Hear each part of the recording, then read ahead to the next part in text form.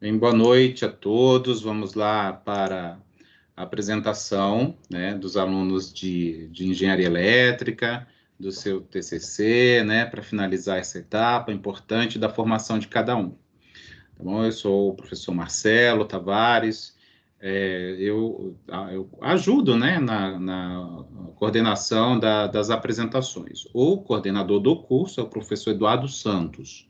A professora Ana Justina, ela vai compor a banca de avaliação, juntamente com o professor Igor Meschiari, que já está online aqui conosco. Ok? Então, o primeiro aluno a apresentar vai ser o Bruno. Boa noite a todos, viu? Eu acho que todos foram meus alunos. Ah, bacana, professora. É o Bruno Henrique de Moraes, né? Quem vai apresentar primeiro. Então, Bruno, só um pouquinho. A gente está previsto para iniciar às 19h10, então falta meio minutinho aí, tá bom, Bruno? Mas se você quiser já ligar a sua câmera para ir se apresentando, tá bom? Enquanto, deixa eu ligar o cronômetro aqui também. A gente desliga a câmera, né, Marcelo? Sim, pode, eu também sempre desligo para não sobrecarregar aqui, tá, professora? Tá. E a gente pode manter desligada também. O Bruno também se apresenta, liga a câmera dele, se apresenta, e ele pode desligar assim depois, tá bom? Ah, legal, ok, professor. Compartilhar. Então, deixa só eu pegar aqui o meu cronômetro, tá bom? Bruno, pode ligar a sua câmera e se apresenta para a gente poder registrar esse momento. Legal. Ok, boa noite. Meu nome é Bruno, eu tenho 27 anos, sou estudante de engenharia elétrica e o meu trabalho de TCC é sobre sistemas de comunicações por fibras óticas. Tá? Então, tá Você bom, pode Bruno. tirar para mim, por favor? Sim, só um pouquinho, tá? Já vou colocar. Legal. Quando aparecer, Bruno, a apresentação na tela, aí você começa, tá bom? Legal, ok, professor.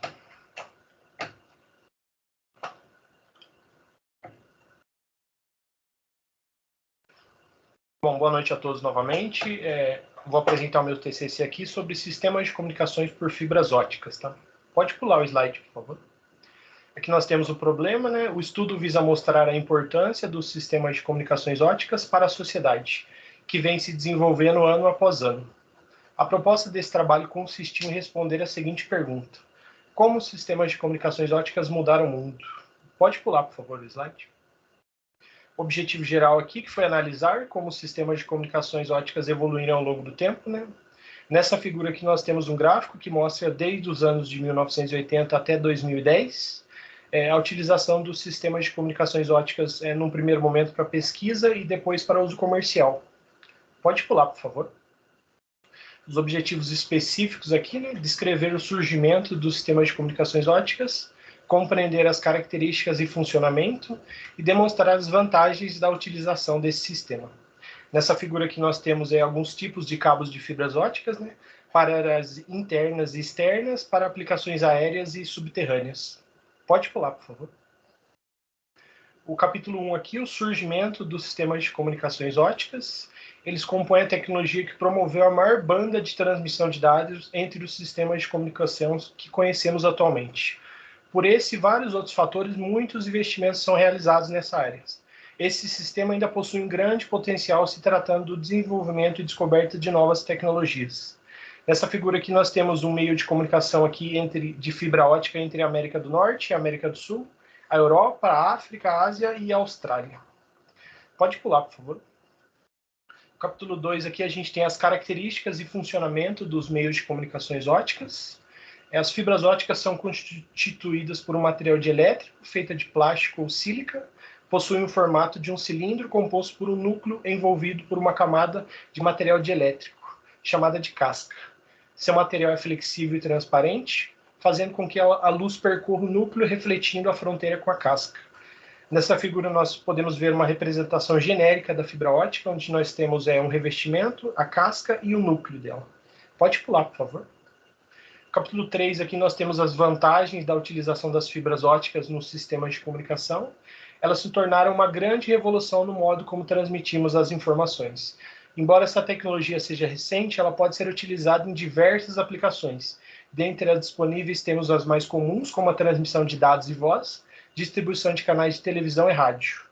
Nessa figura aqui, nós podemos ver como é que é feita a distribuição desse sinal óptico. Ele sai por uma central, passa por um ponto de convergência, através de COs e CTOs, que são conjuntos de emenda ótica e caixas terminais óticas, e vão até o ponto de terminação, que seriam as nossas residências. Pode pular, por favor. A gente tem as considerações finais aqui. Essa revisão de literatura, ela teve como objetivo demonstrar o progresso dos sistemas de comunicações através das fibras óticas. No capítulo 1, estudamos as transformações ao longo do tempo que foram se modernizando até chegar à tecnologia que nós temos atualmente. No capítulo 2, verificamos as características de funcionamento e implementação dos meios de comunicação que proporcionaram um aumento significativo na capacidade de tráfego de dados em longas distâncias. No capítulo 3, aqui, chegamos à conclusão de que essa tecnologia vem se disseminando e se mostrando cada vez mais vantajosa quando comparado a outros meios de transmissão de dados. Pode pular, por favor. Aqui nós temos algumas referências que foram utilizadas. Pode pular também e obrigado. Gostaria de agradecer a todos os professores, ao orientador Carlos Júnior, que me ajudou muito nesse trabalho. E é isso. Muito bem, cumpriu o tempo, parabéns, Bruno, é isso mesmo, os tutores são extremamente importantes, né, nesse momento, são eles quem realmente orientam vocês, então eu acho que é válido, né, o agradecimento, né. Muito bem, Bruno, muito obrigado, a professora Ana vai fazer a sua arguição, tá bom? Ok. Bruno, parabéns, viu? Obrigado. Eu queria te perguntar, na tua opinião, qual é a principal vantagem do sistema óptico e qual é a principal desvantagem?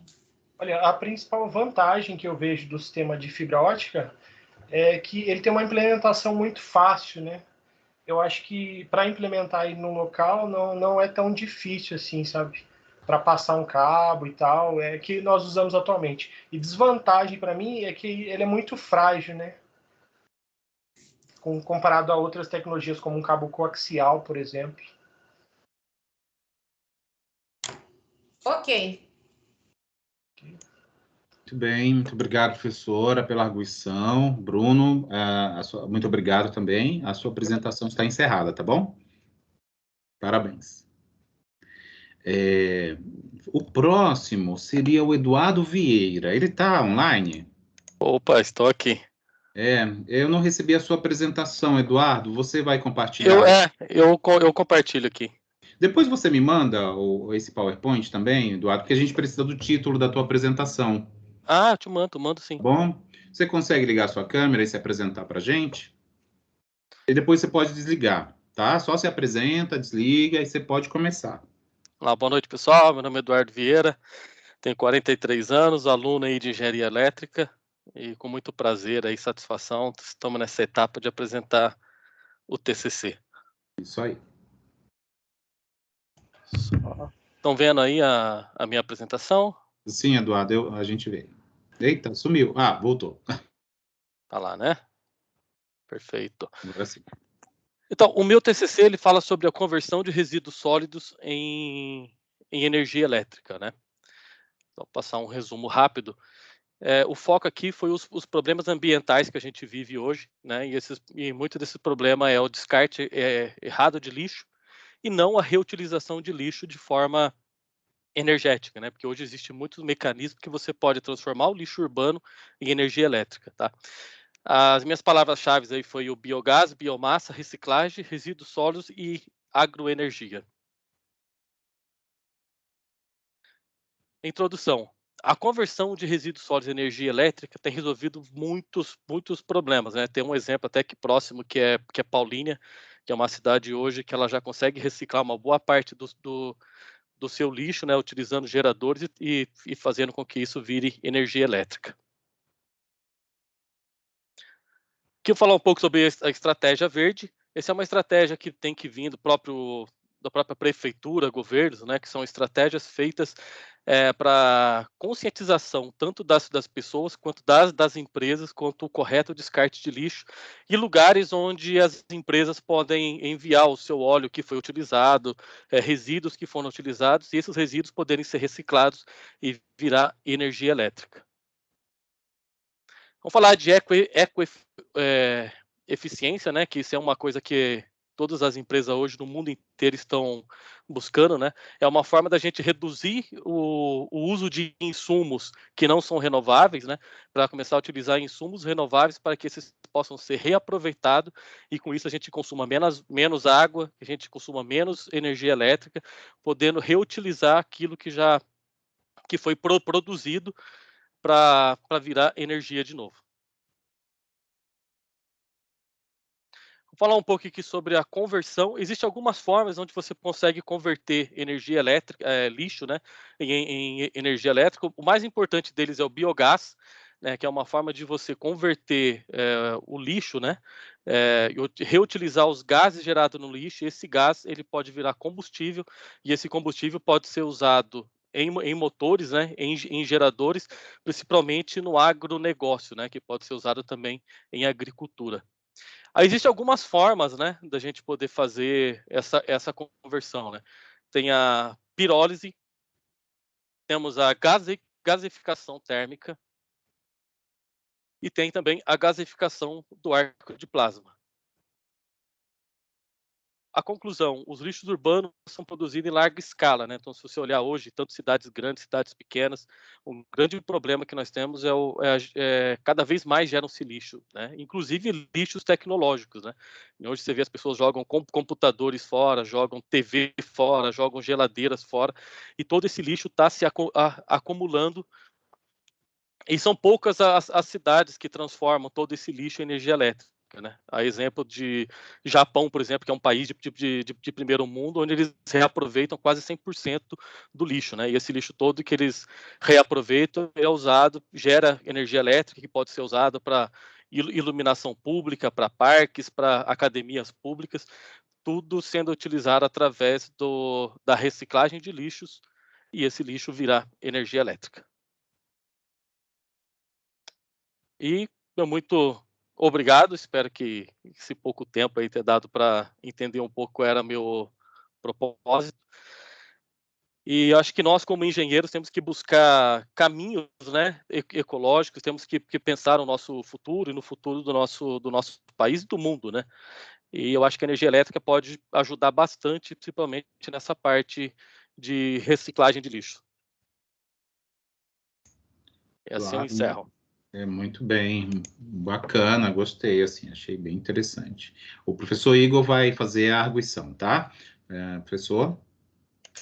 Boa noite, Eduardo, tudo bem? Boa noite.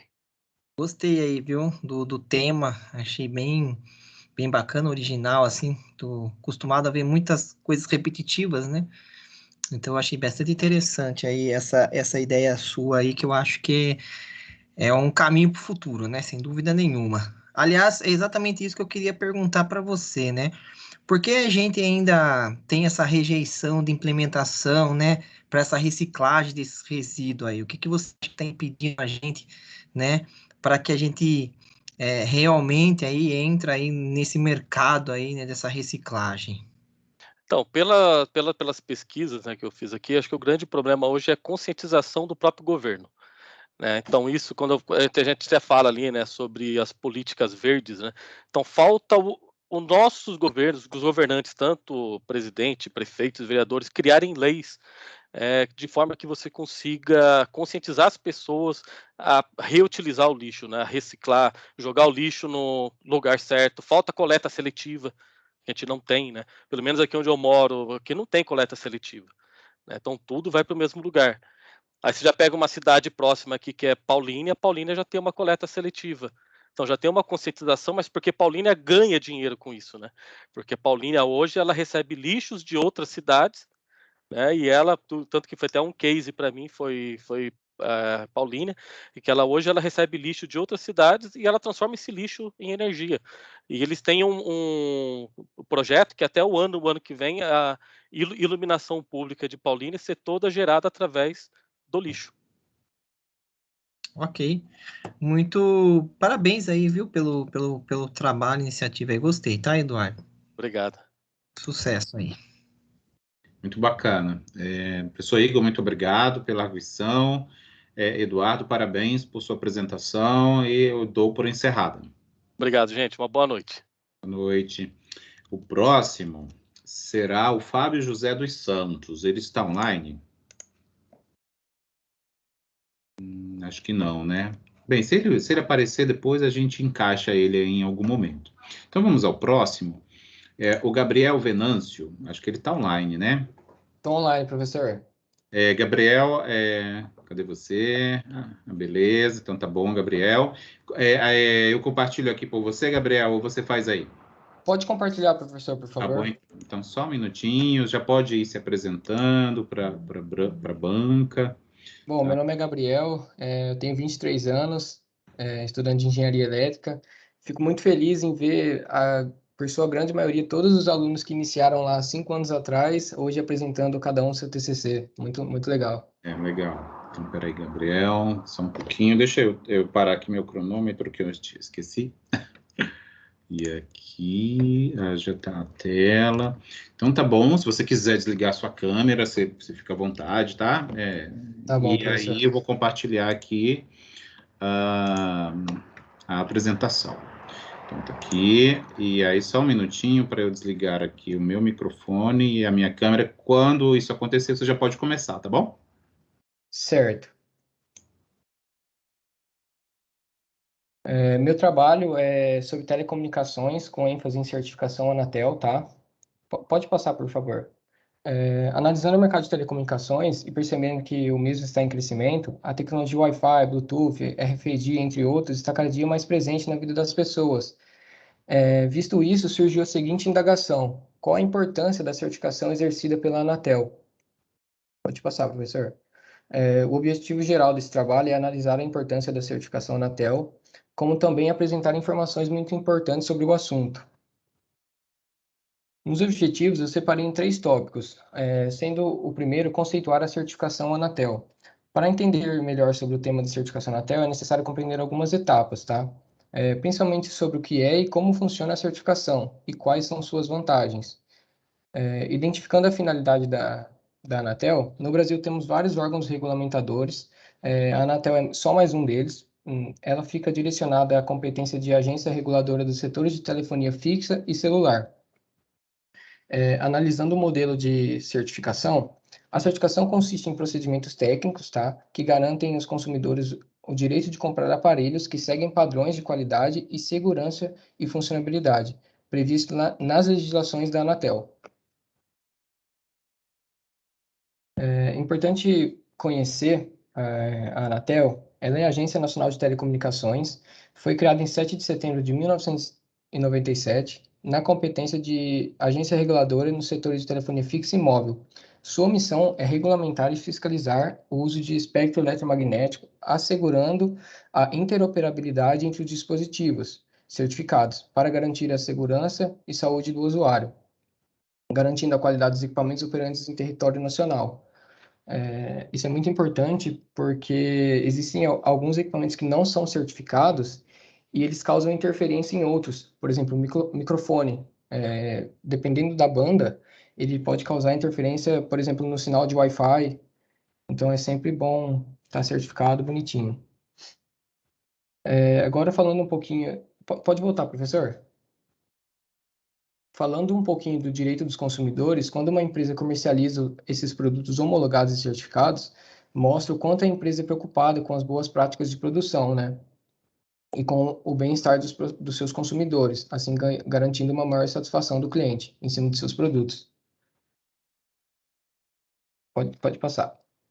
O surgimento das agências reguladoras não pode ser compreendido fora do contexto da reforma estrutural do Estado brasileiro, ocorrida na década de 90. Isso porque elas nascem sempre como consequência direta das privatizações na área de serviços públicos e infraestruturas do país. As agências reguladoras são órgãos governamentais que exercem o papel de fiscalização e regulamentação e controle de produtos e serviços de interesse público, tais como telecomunicações, energia elétrica, serviços de planos de saúde, entre outros. Neste caso em específico, a Anatel tem por finalidade garantir a conformidade dos equipamentos operantes no mercado brasileiro, de forma que não haja nenhuma interferência eletromagnética com outros aparelhos e garantindo a segurança de seus usuários. Diante do que foi apresentado, percebe-se que a certificação, a homologação e o órgão regulatório Anatel é um tema muito importante para a sociedade e algo que está sempre presente na vida das pessoas, de forma direta ou indireta.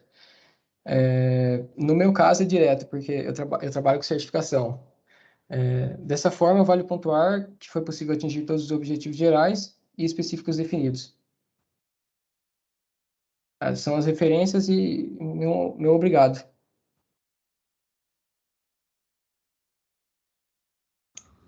Muito bom. É isso aí. Quem é o professor? Deixa eu ver aqui, eu me perdi. Quem vai ouvir? Do Gabriel é a professora Ana. Professora Ana. Oi, Gabriel, tudo bem? Oi, Ana, tudo bem? Quanto tempo, hein? Quanto tempo, né? Muito tempinho já. Pergunta, não sei se tu tem essa informação. Certo. O que hoje é mais certificado no Brasil? Qual item, qual o equipamento, qual o serviço? O que é o que está bombando em certificação no Brasil?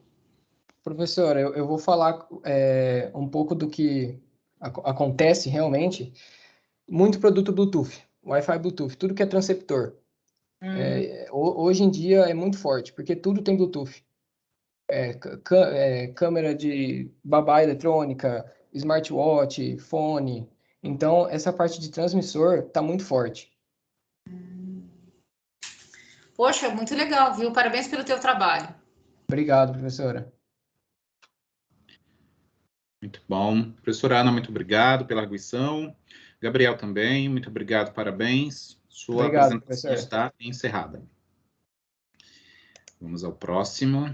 Gente, deixa eu falar uma coisinha antes que eu esqueça, que eu já esqueci, né? Eu deixei no recado lá do slide das regras, mas assim, é importante que vocês tenham feito a postagem da atividade de defesa em PDF, sabe por quê? Porque se vocês não fizeram isso, não será possível lançar a nota da defesa, tá? Então, quem não fez a postagem, já não vai ter como apresentar, não vai adiantar, tá bom? Eu suponho que todos vocês fizeram, porque até eu tentei avisar por todos os canais aí possíveis, né? Tá bom? Em PDF também, né? Tem isso, tá? Não podia ser em doc. Então, vamos ao próximo. Será o Gleison, né? É Gleison que fala? Gleison de Jesus? Eu falei certo? Ele tá aí? Tá, né? Boa noite. Boa noite, professor. Boa noite, bem? Alunos. Boa noite, Ana. Professor Igor, tudo bem? Gleison mesmo. Gleison. Boa noite, tudo bem? Boa noite. Gleison, eu vou compartilhar aqui por você ou você faz aí? Eu posso fazer por aqui. Então, tá bom. Então você já está apresentado, né? Então, compartilha aí. E quando você tiver... Quando a sua apresentação tiver compartilhada, aí a gente começa o seu tempo, tá bom? Tá, você já vem? Sim. Ok. Então, tá pronto? Pode ir lá. Desculpa a sua voz, um pouco rouco. Boa noite a todos. O meu trabalho é sobre proteção pessoal contra energia térmica gerada por arco elétrico, dimensionamento das proteções pessoais contra energia térmica causada por arco elétrico, isso no ponto de trabalho, na posição do trabalhador, nas interações com o CEP, tá? O problema é como promover, através de equipamentos de proteção, a segurança dos trabalhadores que atuam no sistema elétrico de potência, nas manutenções, principalmente as manutenções com as linhas de distribuição e transmissão energizadas, né? Não desligadas. Essa demanda é muito importante nos dias de hoje, que você tem que manter a continuidade do sistema. O objetivo geral é estudar os efeitos térmicos de um arco elétrico na posição do trabalhador e as formas de garantir a segurança pessoal nessas interações com o sistema elétrico de potência e aqui focando no efeito térmico, não focando no choque elétrico, na passagem de corrente pelo corpo, e sim na exposição às altas temperaturas geradas pelo arco elétrico. Com objetivos específicos, é compreender os fenômenos que ocorrem durante a abertura de um arco elétrico, conhecer os cálculos de energia térmica, aqui falando em energia térmica, pensando em incidência de energia causada por um arco elétrico na posição de trabalho, durante essas interações de manutenção do sistema elétrico de potência, e descrever as metodologias utilizadas para a realização do dimensionamento tanto dos equipamentos de proteção individual, quanto das medidas de proteção de ordem de engenharia, de capacitação dos trabalhadores que atuam nesse cenário. No capítulo 1, nós entramos um pouco no arco elétrico, né, que é denominado também como arco voltaico, e é a passagem de corrente elétrica pelo ar, ou o rompimento da isolação dielétrica do ar, um rompimento da continuidade de um circuito, ou uma abertura trifásica, uma falta para a terra, e nessa abertura de arco, a gente tem uma geração de altíssimas temperaturas, temos gases, metal líquido, óxido de metal, projeção de poeira, de plasma de metal, né? Isso pode provocar queimaduras fatais aí até 1,5 metro e queimaduras graves até 3 metros de distância, segundo o I3E, com relação a este assunto, tá? Então, é um assunto bastante importante aí no cenário de manutenção de redes de energia, de distribuição e transmissão. No capítulo 2, eu trouxe um dos modelos, dos 5 modelos mais usuais, com relação ao levantamento de dados para o cálculo de energia incidente ou cálculo de reação térmica do arco elétrico, né? Começando aqui pela coleta de dados, esse aqui é do I3E, da versão 2018, né? Determinação dos modelos de operação do sistema, posição de eletrodos, tipo de equipamentos, corrente de curto-circuito da rede em questão, determinação da distância de trabalho, e é muito importante essa distância, porque quanto menor a distância, maior a temperatura ou maior a energia incidente.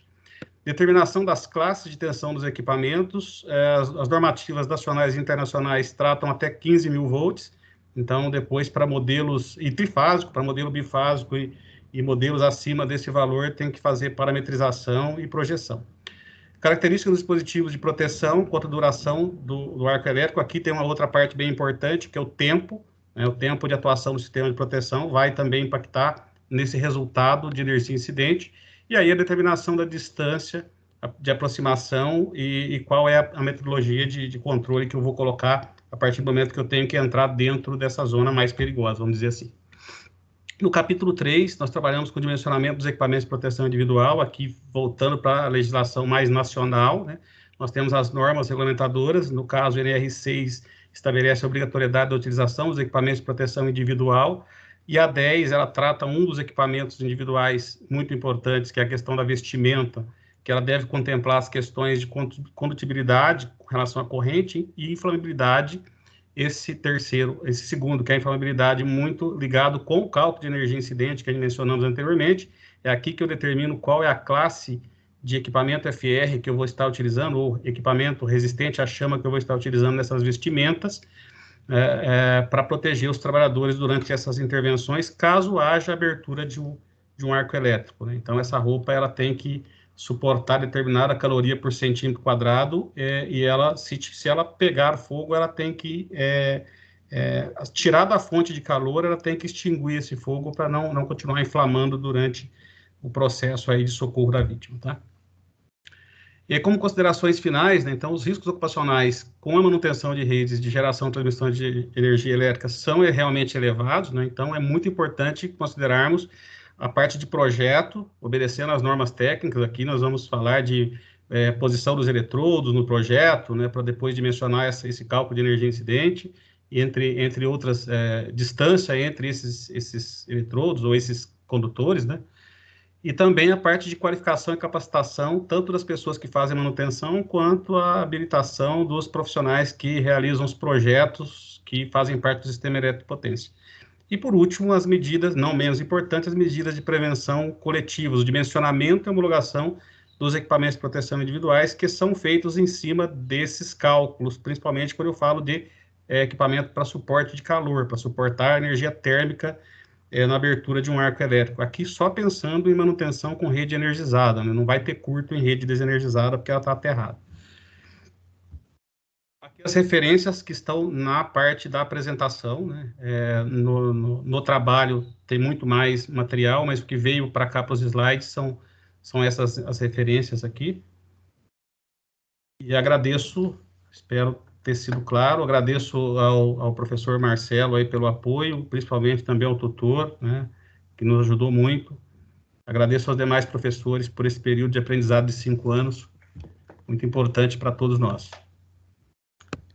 Isso aí. Parabéns, Gleison. O professor Igor vai fazer a arguição, tá bom? Boa noite, Gleison. Tudo bem? Boa noite, professor. Tudo ótimo. Que bom.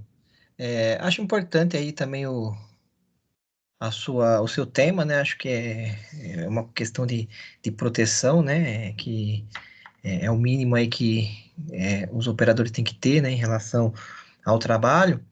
Eu queria saber se você pesquisou alguma coisa em relação a hoje, como que está em relação a acidentes que a gente ainda tem, não sei se você tem algum número em porcentagem, né, de acidentes ainda que tem ocorrido, né, por mexer nesses arcovoltaicos, né, e se esses acidentes estão relacionados mesmo com as proteções individuais, né, porque mesmo com as proteções individuais, a gente ainda ocorre acidentes, né, e se você tem alguma coisa, se você fez alguma pesquisa sobre isso, mais ou menos.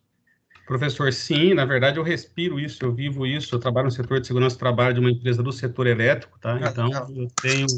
eu não posso divulgar números internos, mas a nível de Brasil a gente tem um número bastante expressivo de acidentes, principalmente os acidentes com abertura de arco elétrico, sim. O que a gente observa é que depois de 2007, com vamos pensar, a reformulação da norma regulamentadora número 10, e exigiu-se essa melhoria nas vestimentas de proteção, né, esses acidentes, eles têm causado lesões, mas causado menos mortes, porque você consegue ter uma sobrevida depois de um acidente como esse. Então, quando você tinha um acidente lá antes de 2006, normalmente a roupa pegava fogo em cima do acidentado, até derreter totalmente, e aí o tratamento era muito complicado e depois você tinha aí muitos casos de óbitos. Hoje não, hoje você tem os acidentes, mas menos óbitos, tá? Você tem pessoas mais protegidas por conta dessas vestimentas resistentes ao fogo, tá? Mas os acidentes acontecem principalmente com a rede energizada, que é o foco aqui do trabalho, infelizmente. E são, a maior parte das vezes, causados por fatores pessoais, tá, né, de comportamento, de não seguir regras. Ok, Gleice, parabéns aí, viu? É bacana, ainda mais que você trabalha com isso, aí não tem muito o que discutir, né? Mas parabéns aí pela iniciativa aí, tá? Sucesso aí também para você. Obrigado. Muito bem, obrigado, professor Igor. E Gleison, parabéns, sua apresentação está encerrada. Eu vou pedir para você descompartilhar a sua tela, por favor. Tá bom? O Fábio já está por aqui? Fábio José dos Santos Correia? Não, né? Acho que não. Então tá bom. Então vamos ao Gustavo da Silva Valença.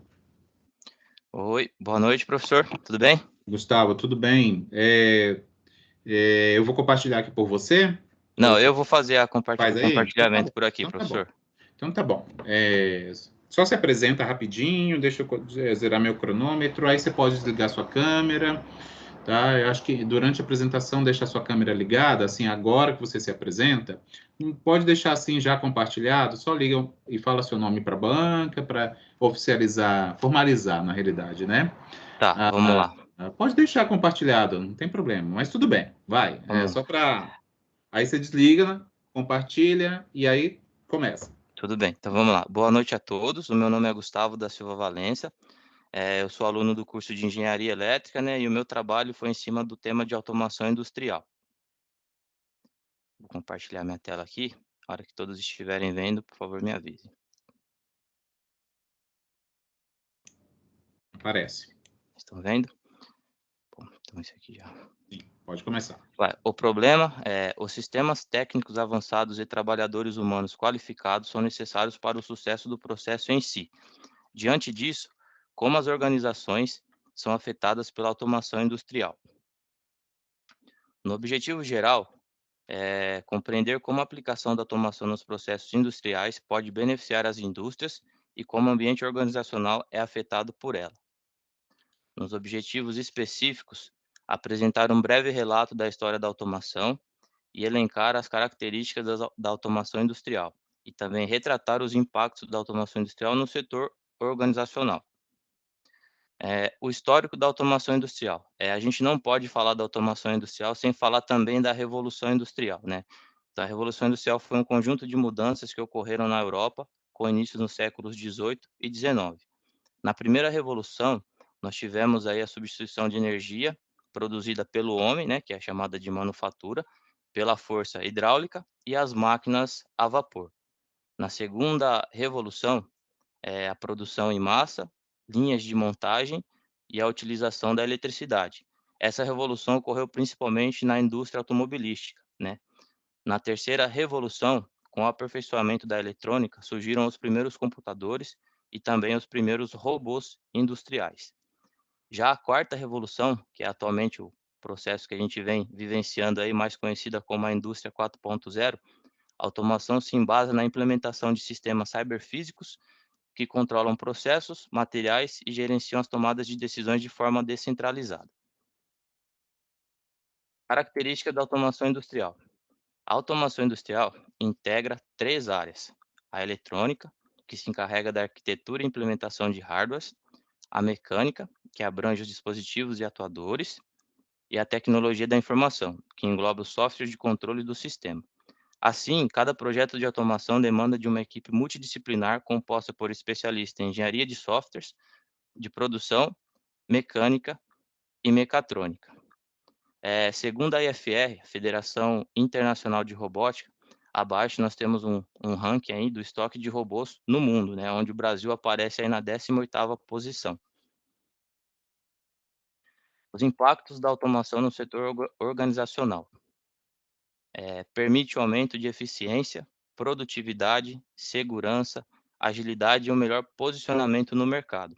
É uma necessidade real, uma vez que todas as empresas precisam disso para decisões mais rápidas e eficientes, além de maior competitividade. Uma preocupação da sociedade em relação ao avanço tecnológico é a possibilidade das máquinas ocuparem aí os empregos das pessoas. Entretanto, esse pensamento é um pouco defasado, né? O que acontece também é uma revolução das profissões. A partir do momento que o mundo vem evoluindo, a gente precisa evoluir e acompanhar essa evolução ao mesmo tempo. As minhas considerações finais, conclui-se que os objetivos propostos para esse trabalho foram alcançados, uma vez que foi possível discorrer sobre a história da automação nas indústrias, conhecendo suas fases, desafios e vantagens, bem como de aprofundar um pouco mais sobre as características da automação e como ela afeta o ambiente organizacional. Aqui estão algumas das referências, né, do meu trabalho. E eu gostaria de agradecer à minha tutora, Vanessa Dias, né, e também ao professor Marcelo aí pelo apoio nesse processo de elaboração desse trabalho. E é isso. Muito obrigado. Muito obrigado, Gustavo. O tutor é um ponto-chave, assim, né? Sempre que eu ouço o tema de automação industrial, sempre enxergo um pontinho novo, assim, acho legal. O professor Igor vai fazer a sua arguição, tá? Tudo bem. Boa noite, Gustavo, tudo bem? Boa noite, professor, tudo jóia? Bom, automação industrial, ao meu ver, é uma coisa muito abrangente, né? Sim. Eu até comento sempre para os alunos que, né, é difícil, assim, porque eu acho que a gente tem que começar a pegar tópicos específicos e tentar aprofundar, porque senão a gente fica com um leque muito grande, né? Muito vasto, assim, para a gente tá atuando, né? E é tão difícil, às vezes, você pega um projeto, assim, amplo, né? E você saber exatamente quais são os pontos, principalmente no resumo, né, que a gente vê aqui com vocês, os pontos chaves mais que vocês trabalharam dentro daquilo, né? Porque é muito vasto, né? Uhum. Mas eu queria saber se você olhou um pouquinho nessa parte mais de automação industrial aí, né? Que nós temos hoje em dia, né? e a gente tem muito, hoje nas indústrias, usando muito a ideia de CLP, entre outras componentes, né? Você vê o que falta bastante hoje profissional para estar atuando um pouco nessa área, um pouco mais específica? O que você acha que está faltando para a gente ter uma atuação melhor nessa área com relação ao profissional, né? Ao profissional que tem uma capacitação para estar trabalhando nessa automação, porque apesar de a automação ser algo, né, muito ligada às pessoas acharem, quem vai fazer é o robô, mas quem está para trás do robô somos nós, né? Como programadores, por exemplo. Então, eu acho que isso é um ponto. Você deu uma olhada um pouco nisso, Gustavo? Sim, sim, professor. No meu trabalho eu consegui buscar alguns temas quanto a isso também. E hoje em dia a gente tem aí um pouco de dificuldade com a mão de obra especializada para alguns processos de automação, quando a gente fala de CLPs, nessa parte de programação em si. E existe também esse receio, né, das pessoas em si de falarem, poxa, a automação vem para ocupar o nosso posto de trabalho. E pelo contrário, a gente tem que evoluir conforme esse tema, né? Então, buscar o conhecimento, se aprimorar e evoluir junto com a automação, que é um caminho sem volta aí que só tende a nos ajudar daqui para frente. Exatamente, esse ponto que você falou eu acho importante, né, da gente falar. Eu vejo muito nessa área também aí que eu atuo um pouco, eu vejo muito pessoal reclamando, né, a máquina tá tirando o nosso trabalho, né? Não é bem verdade isso, né? Em Não, certa parte a gente tem um pouco um setor que realmente humano que foi extinto, né? Por outro lado, abriu um vasto leque aí, só que um leque que a gente precisa agora sentar, estudar e ter um profissional que saiba atuar naquilo, né? exato. Então, aí a pessoa não quer se aprimorar, né? Então, assim, esse é o foco, porque eu vejo faltando mão de obra qualificada. Então, assim, a máquina está tirando, mas, por outro lado, a gente está tendo né, uma falta de pessoas para atuar no mercado. Então, é a questão da pessoa falar, olha, eu preciso estudar, preciso me aperfeiçoar para estar atuando uma coisa mais moderna hoje. Reciclar. Exatamente. Uhum, exatamente. E é constante a mudança, né, professor? Quando a gente trata de automação, a cada dia que passa é um equipamento novo, uma comunicação nova, tecnologia nova, então a pessoa tem que buscar mesmo conhecimento para poder estar engajada aí nessa área de automação. E cada ano vai mudar. A Sim, tecnologia tem a evoluir cada 6 meses e a pessoa tem que se adaptar, ou senão ela vai ficar realmente aí, né, extinta do mercado. Muito bem, viu, Gustavo? Parabéns aí pelo seu projeto aí também, tá bom? muito obrigado. Tchau, tchau. Muito obrigado, professor Igor. Gustavo, muito obrigado, parabéns. Sua apresentação está encerrada, tá bom? Vamos lá, Jean. Jean estava aqui, chegou cedo, né, Jean? Agora é a sua vez. Jean, eu compartilho aqui ou você faz aí? Não, seu microfone está desligado. Não, ainda não. Oi, tá ouvindo agora? Agora sim. Pode compartilhar, por favor. Tá bom, então só um minutinho, vamos correr um pouquinho. Então, deixa eu pegar já a sua apresentação aqui. Tá aqui, ó. Jean. Então, assim que aparecer, Jean, você já começa, tá bom? Então, espera um pouquinho. Deixa eu desligar meu microfone.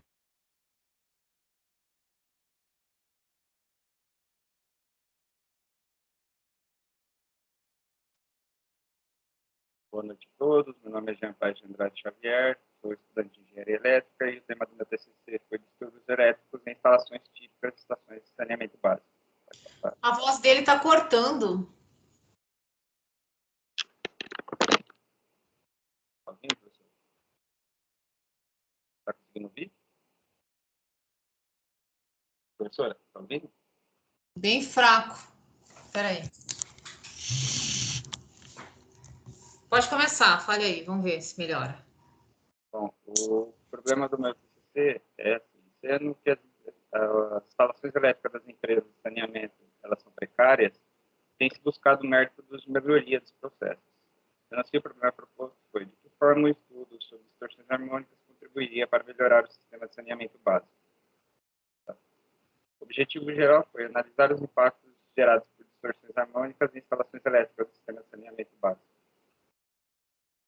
Os objetivos específicos foram conceituar distorções harmônicas dos sistemas elétricos, relacioná-los a cargas não lineares, como motores, transformadores e conversores de frequência, e caracterizar as distorções harmônicas do sistema de saneamento básico. Bom, o distúrbio harmônico ele é a composição de frequências múltiplas daquela denominada frequência fundamental, 60 Hz no caso aqui do Brasil. Elas são denominadas aí por pesquisadores como frequência como energia suja, e elas são originadas por equipamentos que realizam chaveamento, como conversores de frequência, equipamentos eletrônicos, residências e comércios, entre outros. Eles podem causar desde mau funcionamento operacional, como danos físicos, equipamentos, perdas de eficiência energética e outros prejuízos. Bom, os conversores de frequência, eles são os principais geradores de distúrbios harmônicos, que é composto por 3 partes. Tem os retificadores, que vão receber o sinal alternado e transformá-lo em contínuo. Os reguladores de tensão e corrente, eles vão funcionar como uma espécie de filtragem, e é composto por bancos de capacitores. E os transistores GBTs, que eles vão pegar esse sinal regulado e aplicar uma frequência e amplitude variável, e gerarão a modulação por largura de pulso. Outros submetidos a essa modulação, eles podem apresentar queda de rendimento, aquecimento, vibração, perdas. Os transformadores, quando eles estão expostos aos distúrbios harmônicos, eles podem apresentar perda de enrolamento, em núcleo, diminuição da sua expectativa de vida. E em casos onde a corrente distorcida supera 5%, eles devem operar em modo derating. Ou seja, eles não podem operar na sua potência nominal. Pode passar, por favor. Pode passar, por favor. Bom, os conversores de frequência eles têm sido muito usados nas estações de saneamento básico. E então os distúrbios harmônicos se mostram presentes aí. E isso pode ocasionar uma falta de comunicação, uma operação indevida, perdas aí de eficiência energética, entre outros problemas. Além disso tudo, eles também interferem no fator de potência, que é algo essencial para as empresas, pois pode gerar multas e outros tipos de prejuízos financeiros significativos. Para efeito de cálculo, utiliza-se o TTR das potências, onde o vetor H ele vai mostrar a potência harmônica, e ele é composto por tensão e corrente eficazes harmônicas. Pode passar, por favor. Então, considerações finais. Os distúrbios harmônicos eles estão presentes em todo o processo de saneamento básico, desde o processo de captação de água do rio até o descarte adequado de esgoto tratado. A sua influência em motores, redes de comunicação, transformadores e no fator de potência, eles precisam de uma consideração. Para tentar amenizar esses efeitos, são utilizados aí filtros passivos, como, por exemplo, filtros dessintonizado, porém, eles necessitam de estudos de casos específicos, pois podem gerar maiores problemas ainda, como, por exemplo, a frequência de ressonância. Tá? Essas são as referências usadas aí para o trabalho, para o slide. E é isso aí. Muito obrigado. Jean, parabéns pelo teu trabalho. A pergunta que eu tenho para te fazer é a respeito de dados. Você tem algum dado consistente para dizer o quanto que o sistema de saneamento básico é prejudicado pelo problema de harmônicas? Quantos por cento? Sei lá, algum dado a respeito desse assunto, porque assim faltou eu ver alguma porcentagem, alguma coisa de falha que identificasse esses problemas. Você tem algum dado mais concreto? Eu trabalho no ramo de saneamento básico, então, e trabalho na manutenção elétrica. Então, a gente convive bastante com esses problemas. Assim. E 75% dos problemas de manutenção são causados por harmônicos na rede e até mesmo gerados pelos inversores de frequência. Então, assim, é um problema do dia a dia, assim, principalmente para a manutenção do caso. Ele é muito consistente na ocasião aí. Principalmente porque o sistema de saneamento básico é baseado praticamente em bombeamento, controle. Então, envolve aí comunicação, envolve sistema, tudo em si, e, então ele é bem presente. Ok, muito obrigado. Parabéns novamente pelo trabalho. Obrigado. Obrigado, professora Ana. Jean, parabéns. O seu microfone estava difícil, viu, Jean? Acho que isso pode ter prejudicado um pouquinho, mas enfim, só um comentário meu, não que tenha sido, tá? Só assim, acho que é bom você dar uma arrumada aí, tá bom? Mas parabéns, tá encerrada a sua apresentação, tá bom? Vamos lá para o outro, João Paulo Pereira Domingues. Tá por aí, João Paulo? Boa noite, professor. Boa noite, João Paulo. Precisamos ver você. E me diga se a apresentação dos seus slides será feita por mim ou por você. Pode ser você, por favor. Tá bom. Então, já vou aqui, já separei para agilizar. E aí se apresenta para a gente e quando aparecer seus slides, você já começa, tá? Tudo bem, então. Bom, meu nome é João Paulo Pereira Domingues, tenho 26 anos, sou aluno de Engenharia Elétrica na FAC. Bem, bom, pessoal, o tema que eu escolhi para o TCC, né, é análise dos sistemas de proteção e subestações automatizadas e digitalizadas de energia elétrica. Pode passar o próximo, por favor, professor? O problema, né? O problema foi a dificuldade encontrada por técnicos de subestações e operadores do centro de operação no restabelecimento de subestações através da atuação de proteções e equipamentos eletromecânicos em subestações de energia elétrica. Só desligar a câmera aqui que eu esqueci. Bem, diante disso, né, surge essa pergunta: qual a importância do sistema de proteção automatizado e digitalizado em subestações de energia elétrica em seus respectivos equipamentos? O objetivo geral do trabalho foi descrever e analisar o sistema de proteção em subestações automatizadas e digitalizadas de energia elétrica, e também evidenciar e analisar a modernização das subestações, que implicou na melhoria do desempenho do sistema elétrico como um todo, a fim de oferecer para a sociedade melhoria da energia em suas respectivas residências. Os objetivos específicos do trabalho, né? Conhecer o sistema de proteção de subestações de energia elétrica, identificar as melhorias obtidas na modificação dos métodos antigos de proteção para o sistema atualizado, destacar a importância do sistema automatizado através da utilização de equipamentos digitais em subestações de energia elétrica. Próximo, por favor, professor. Bom, o capítulo 1, né? O capítulo 1 foi desenvolvido com o seguinte tema, né? Que são sistemas de proteção em subestações de energia elétrica. Dentro desse capítulo, eu dividi de forma bem sucinta em 3 principais tópicos, né? Sendo esses as definições de sistema de proteção, que basicamente abrange a zona de proteção, confiabilidade, seletividade, sensibilidade da proteção primária e de backup dentro de uma subestação, os tipos de proteção. Dentro dos tipos de proteção, a gente já coloca também os relés de proteção, com suas definições e classificações, né? Os relés de proteção hoje são classificados através da tabela ANSI. ANSI é um instituto americano, ele define algumas normas e padrões, né, para vários setores, para vários segmentos, e dentro do setor elétrico estabeleceu essas funções, né? Então, no caso, eu peguei alguns casos específicos, né? O caso que a gente mais comumente utiliza em campo, 5051, proteção de sobrecorrente, a função 21, proteção de distância, a função 87, proteção diferencial, e a função 79, proteção de religamento. Próximo, por favor, professor. Bem, o capítulo 2 são as melhorias obtidas na modificação dos métodos antigos de proteção para o sistema atualizado, né? Basicamente, aqui eu quis descrever os relés eletromecânicos, os relés digitais, né? A grande diferença entre um e entre outro.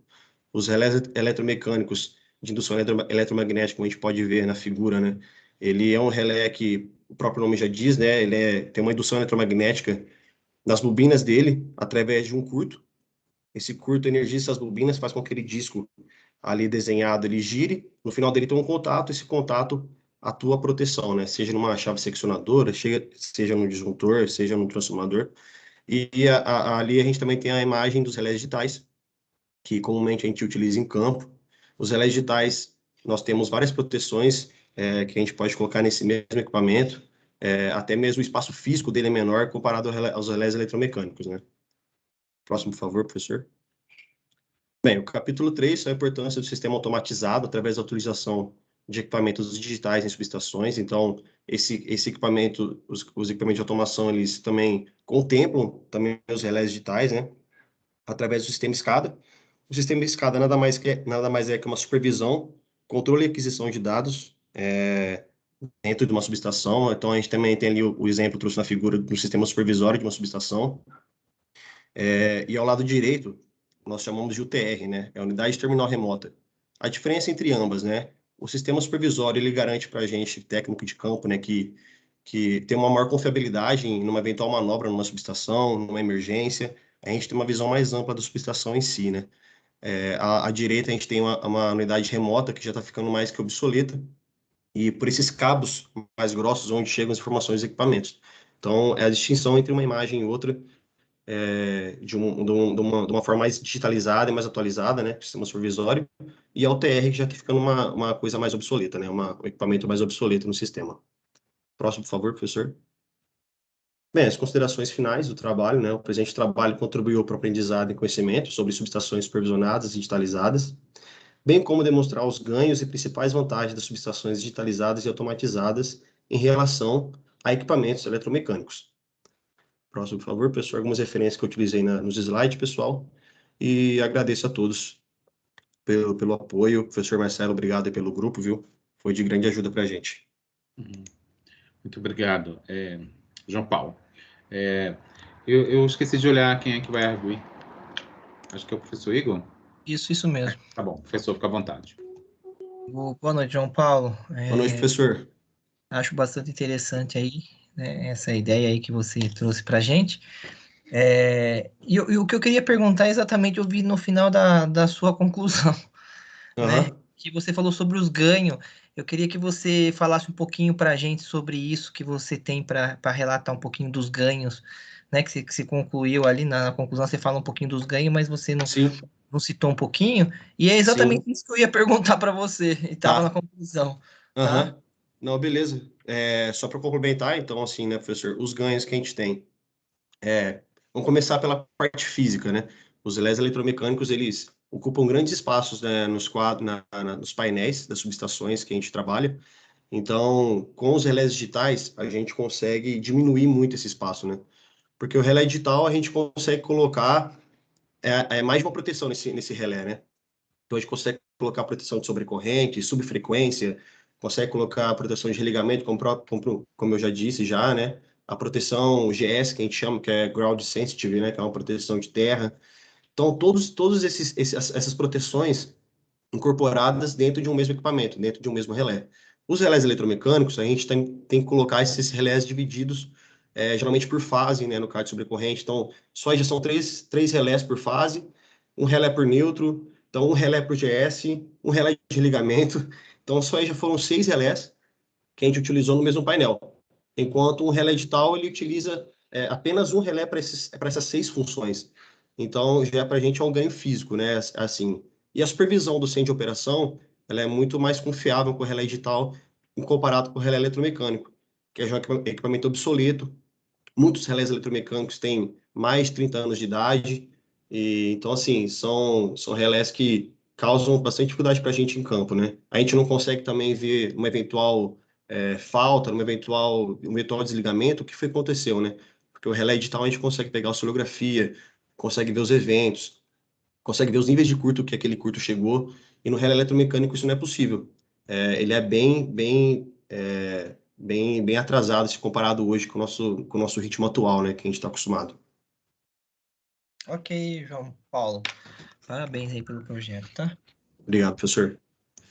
Obrigado, professor Igor. João Paulo, muito obrigado, parabéns. Está encerrada a sua apresentação. Ok, professor, obrigado. Vamos ao Juliano.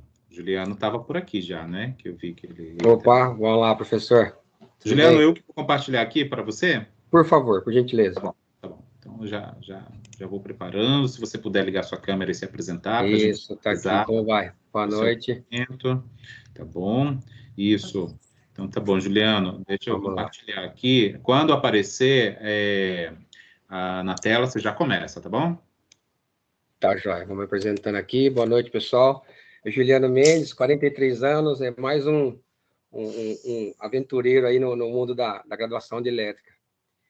Bom, o tema que a gente escolheu é mais direcionado ao meu trabalho. A gente trabalha na área de telecomunicações, foi também a fibra ótica, no mundo das telecomunicações aí. Pode passar, professor, por favor. O problema que a gente vem destacar aqui é a fibra ótica, ela se destaca como uma tendência no setor de telecomunicações. Deixa eu tirar a câmera aqui, ó. Por meio desse trabalho, busca-se responder esse questionamento, né, de quais os benefícios e tendências do uso dessa fibra ótica. Por favor, professor. Como objetivo geral, vem a discorrer sobre essa viabilidade, né, estabelecendo esse comparativo entre as vantagens do uso da fibra ótica nas telecomunicações e ainda pesquisar os elementos de um sistema de comunicação ótica. Por favor, professor, vamos lá, isso. Os objetivos específicos, a gente mencionou aqui de pesquisar os elementos de um sistema de comunicação ótica, né?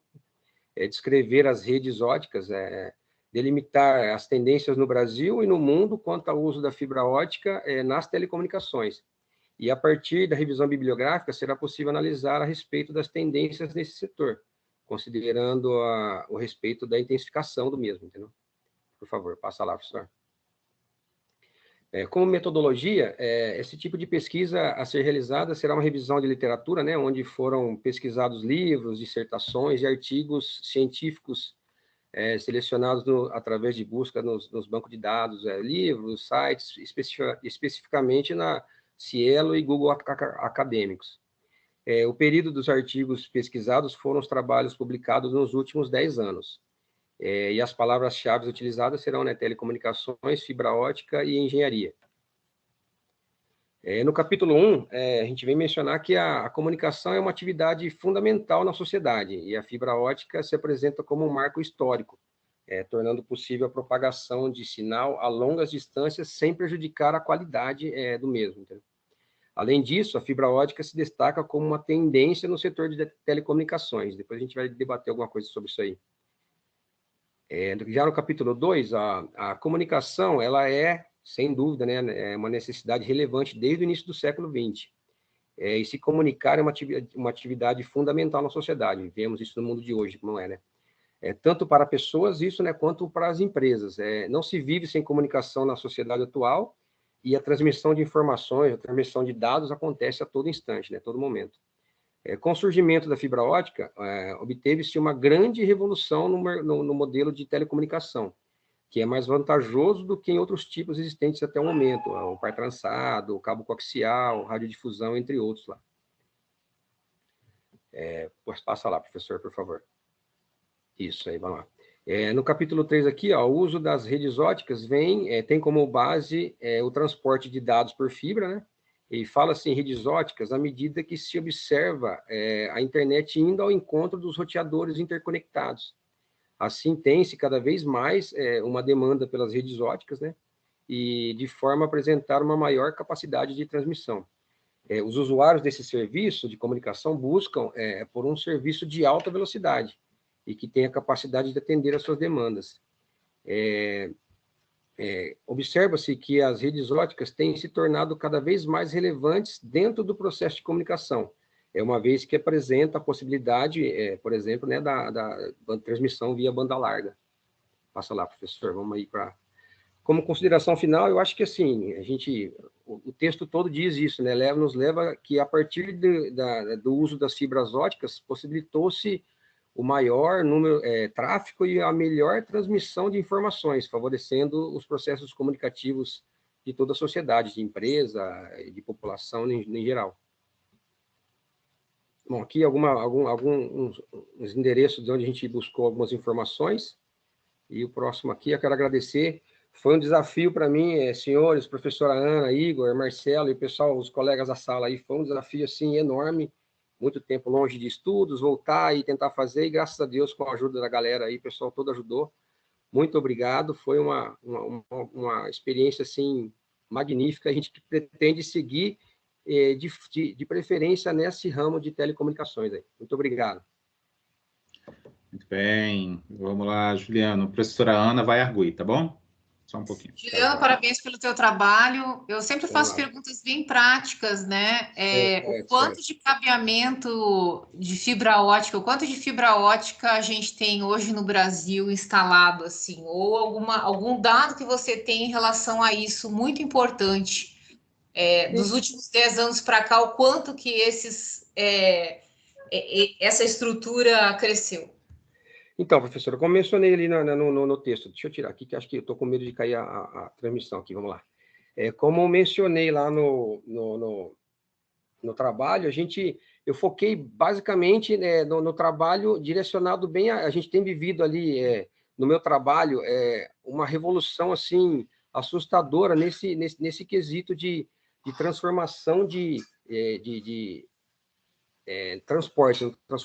transporte de dados, por exemplo, para fora do país. O pessoal tem monitorado de lá rejeito de componentes, número de qualidade, a quantidade de produção. Então, eu acho isso assim fantástico, é um negócio que me motiva muito a buscar informação sobre isso, porque realmente eu não imaginava que esse processo, esse fato de se falar via telefone, de se mandar foto, de se mandar dados, não sei o que, era dessa forma. Então, eu busquei, fui bem assim, direto na pesquisa em relação a dados de empresa, assim, sabe, principalmente do nosso trabalho ali. Então, assim, eu vou ficar te devendo essa informação exata do número de metros utilizados no Brasil, assim, da fibra ótica, mas te confesso que vou buscar informação para não ficar devendo de novo.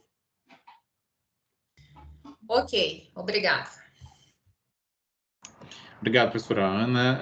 Juliano, obrigado. Parabéns. Está encerrada a sua apresentação. Professor. Valeu, pessoal. Até mais. Até. Vamos, então, ao Kevin. Boa noite, professor. Boa noite, pessoal. Tudo bom? Kevin, tudo bom? Eu vou compartilhar aqui, Kevin, ou você faz aí? Eu compartilho aqui. Então, tá bom. Então, já se apresentou, né? Então, já compartilha e já manda bala. Tá, vamos lá. Quando aparecer aqui, Kevin, eu vou dizer que tá ok, e aí já vou começar a contar o tempo, tá bom? Apareceu. Isso. Então, bom, começou. Eu trabalho sobre a energia fotovoltaica, né? O problema foi como acontece a geração de energia fotovoltaica no Brasil. Um problema que foi encontrado. O objetivo geral é descrever a geração de energia fotovoltaica no Brasil. Os objetivos específicos é caracterizar a energia fotovoltaica e os seus tipos, apresentar os princípios gerais e elementos necessários para o funcionamento da energia fotovoltaica, e identificar a aplicação e participação na matriz energética nacional da energia solar e suas consequências. No capítulo 1, o interesse pela energia fotovoltaica está relacionado com a aplicação de aspectos no desenvolvimento sustentável e da sustentabilidade na sociedade. A energia solar fotovoltaica tem sido alvo de interesse social e científico, uma vez que é uma fonte de energia limpa e que está presente no Brasil de forma abundante ao longo do ano todo, que são aspectos positivos para a sua implementação. Além disso, têm surgido normativas e regulamentações sobre a micro e mini geração de energia fotovoltaica, o que favorece na sua expansão pela sociedade. No capítulo 2, foi o funcionamento da energia fotovoltaica. A energia solar fotovoltaica é caracterizada pela conversão da radiação solar em eletricidade. Para tanto, faz uso de placas determinadas como efeito fotovoltaico. No capítulo 3, a aplicação da energia fotovoltaica na matriz energética nacional. Pode-se considerar que a energia fotovoltaica se apresenta como uma forma de geração de energia em que as vantagens são amplas, desde a ausência de poluição no processo de geração, ao fato de gerar empregos e sua eficiência, considerando que o Brasil é um país tropical e que incide o sol de forma elevada em toda a sua área. Nas considerações finais, no momento de crise energética, em geração de energia fotovoltaica, em conjunto com o interesse pelo desenvolvimento sustentável, tem sido um ponto importante que favorece a sua expansão e aplicação. A matriz energética brasileira, portanto, tem possibilidade de aplicação e aumento do uso dessa modalidade de geração de energia. Aqui foi a referência que eu usei para colocar no slide. Obrigado pela atenção de todos. Obrigado, Kevin. Cumpriu o tempo direitinho, né? Até sobrou bastante. Vou pedir para o professor Igor, tá? Fazer a sua arguição. Tá. Boa noite, Kevin, tudo bem? Um tema importante aí que você apresentou para a gente Eu queria perguntar para você, Kevin, se você, já que a gente está falando sobre essa ideia da gente trabalhar isso no Brasil, né? O que hoje impede da gente ter um desenvolvimento melhor nesse setor e qual é a promessa que a gente tem para o futuro aí, né? Então, um pouco que, não que impede, né, porque ainda tem um pouco de pessoal que usa, mas do fato, o custo dela, né? O custo dela ainda é um pouco alto e na verdade, o retorno que você vai ter é mais a longo prazo, né? Mas tem agora tem um grande potencial para desenvolver bastante sobre esse assunto, né? A gente tem uma perspectiva do futuro aí, de um aumento significativo? Você viu alguma coisa sobre isso, Kevin? Não encontrei, professor. Ficar devendo essa. Imagina. Tudo bem, mas é interessante aí o tema, dá para aprofundar bastante nesse setor aí, viu, Kevin? Parabéns. A energia solar no Brasil ainda o que eu vi é 1,7% que tem de uso no Brasil inteiro. É né? muito pequeno ainda. A gente tem que ter um incentivo governamental, né? A gente precisa Isso, e falta bastante estudo também, né? Incentivo. Sim, muito bem, Kevin. Parabéns. Obrigado, professor. Kevin, parabéns. Está encerrada a sua apresentação. Tá bom? O Leonardo, né? O Leonardo, isso. Leonardo Augusto Bueno Pinheiro. Leonardo está por aí. Leonardo já apareceu. Leonardo, seu microfone está mudo. Testa aí para gente. Oi, professor, boa noite. Agora sim, boa noite. Como faremos, Leonardo? Pode apresentar para mim, professor. Tá bom. Então, deixa, assim que aparecer na tela, você já começa, tá bom? Beleza.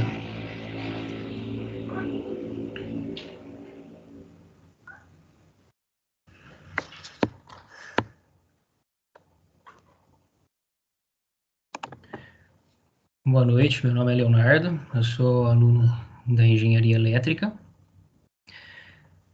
Pode passar, professor. Obrigado. Este trabalho ele foi desenvolvido a partir da seguinte pergunta. Quais as vantagens e a importância das proteções no sistema elétrico de potência socialmente e cientificamente? Maior estabilidade no sistema, viabilizando trabalhos em home office, conforto e lazer. Não, isso... Ô, professor, acho que esse trabalho não é meu, não.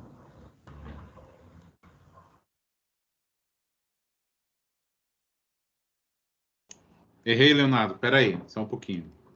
Desculpa. Peraí, só um pouquinho. Deixa eu ver. Você é Leonardo Augusto Bueno? Deixa eu ver. Isso. Ué, que estranho. Deixa eu ver aqui. Será que eu não abriu correto? Professor, eu apresento aqui, então. Por favor, então, Leonardo. Desculpa, viu? Eu tenho um aqui, não sei. Mas se você conseguir, para agilizar, você consegue aí? Consigo, só um instantinho. Então, tá bom. Tá ok. Tudo bem.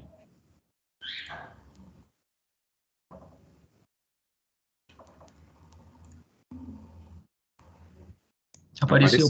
Apareceu. Uhum. Aí vai lá no começo, né? E aí eu desconto esse tempo, tá? A gente zera ele. Tá ok. Então vai lá. Pode começar.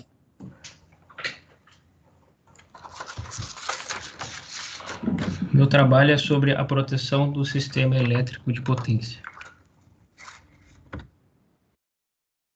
Esse trabalho ele foi desenvolvido a partir da seguinte pergunta.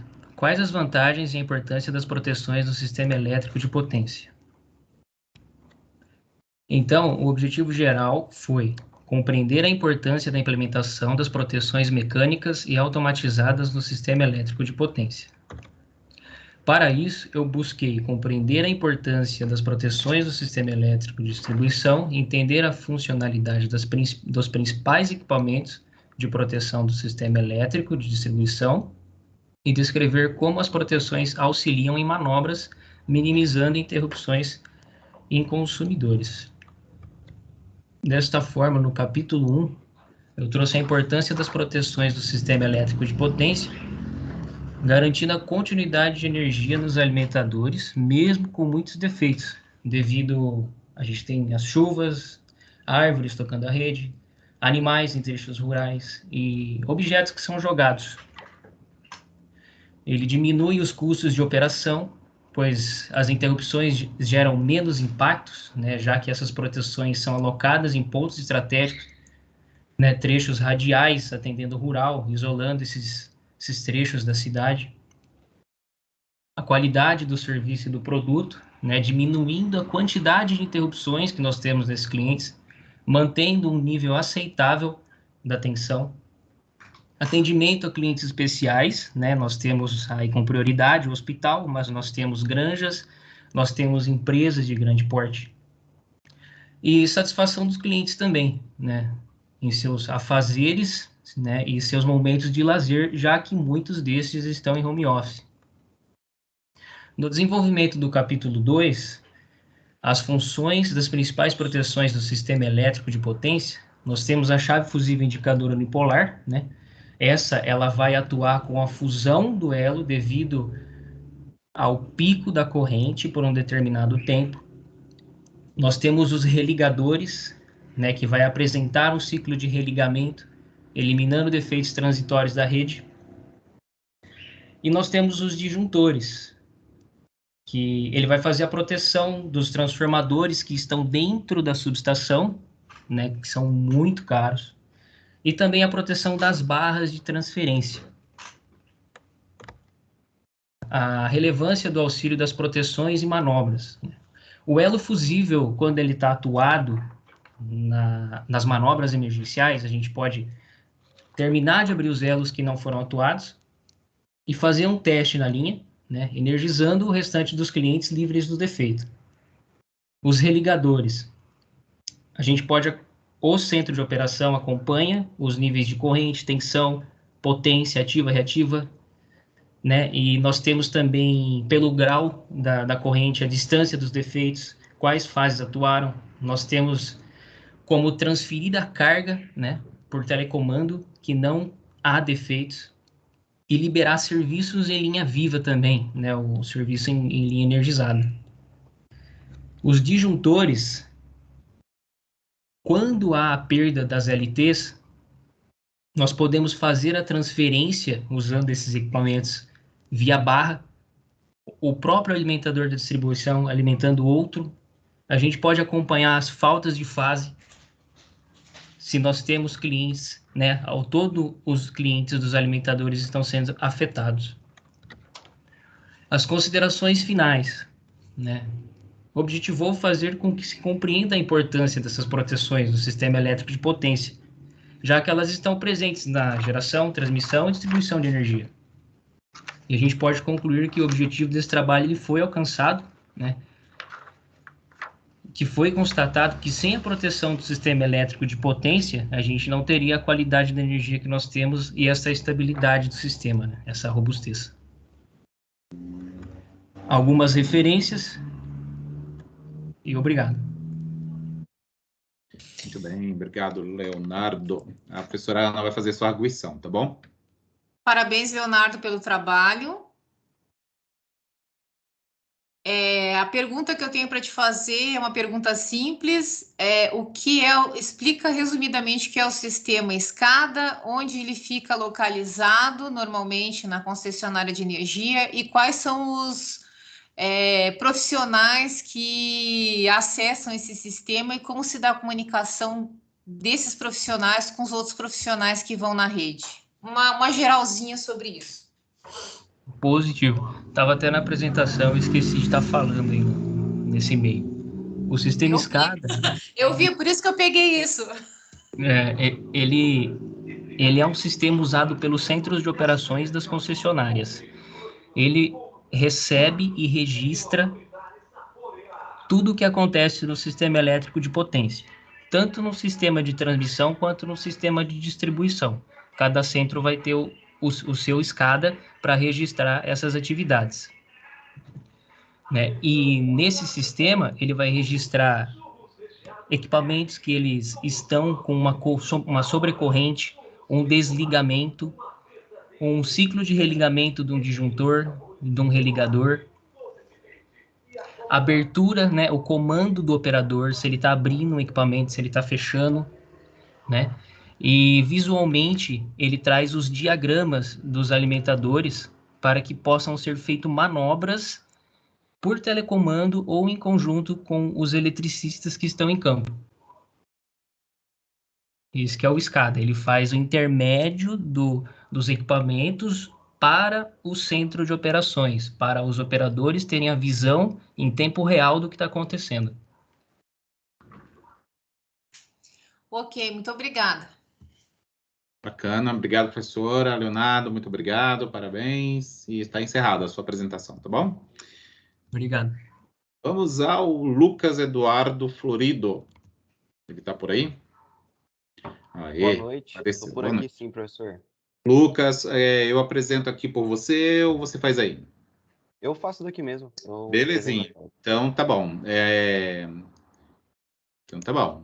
Quando aparecer aí, eu vou dar um ok, aí eu já começo a contar o teu tempo, tá bom? Tá bom, então vou apresentar a tela. Que hora que aparecer, dá um Sim, alô, por favor. Tá, eu digo e sim. Boa noite a Apareceu, todos. tá pequenininho, tá bem pequenininho. Que Deixa eu estranho. aumentar aqui. Ah, agora Ela sim. tava... Acho que agora Então melhor. tá bom. Pronto? Pronto, tá melhor agora? Vai lá.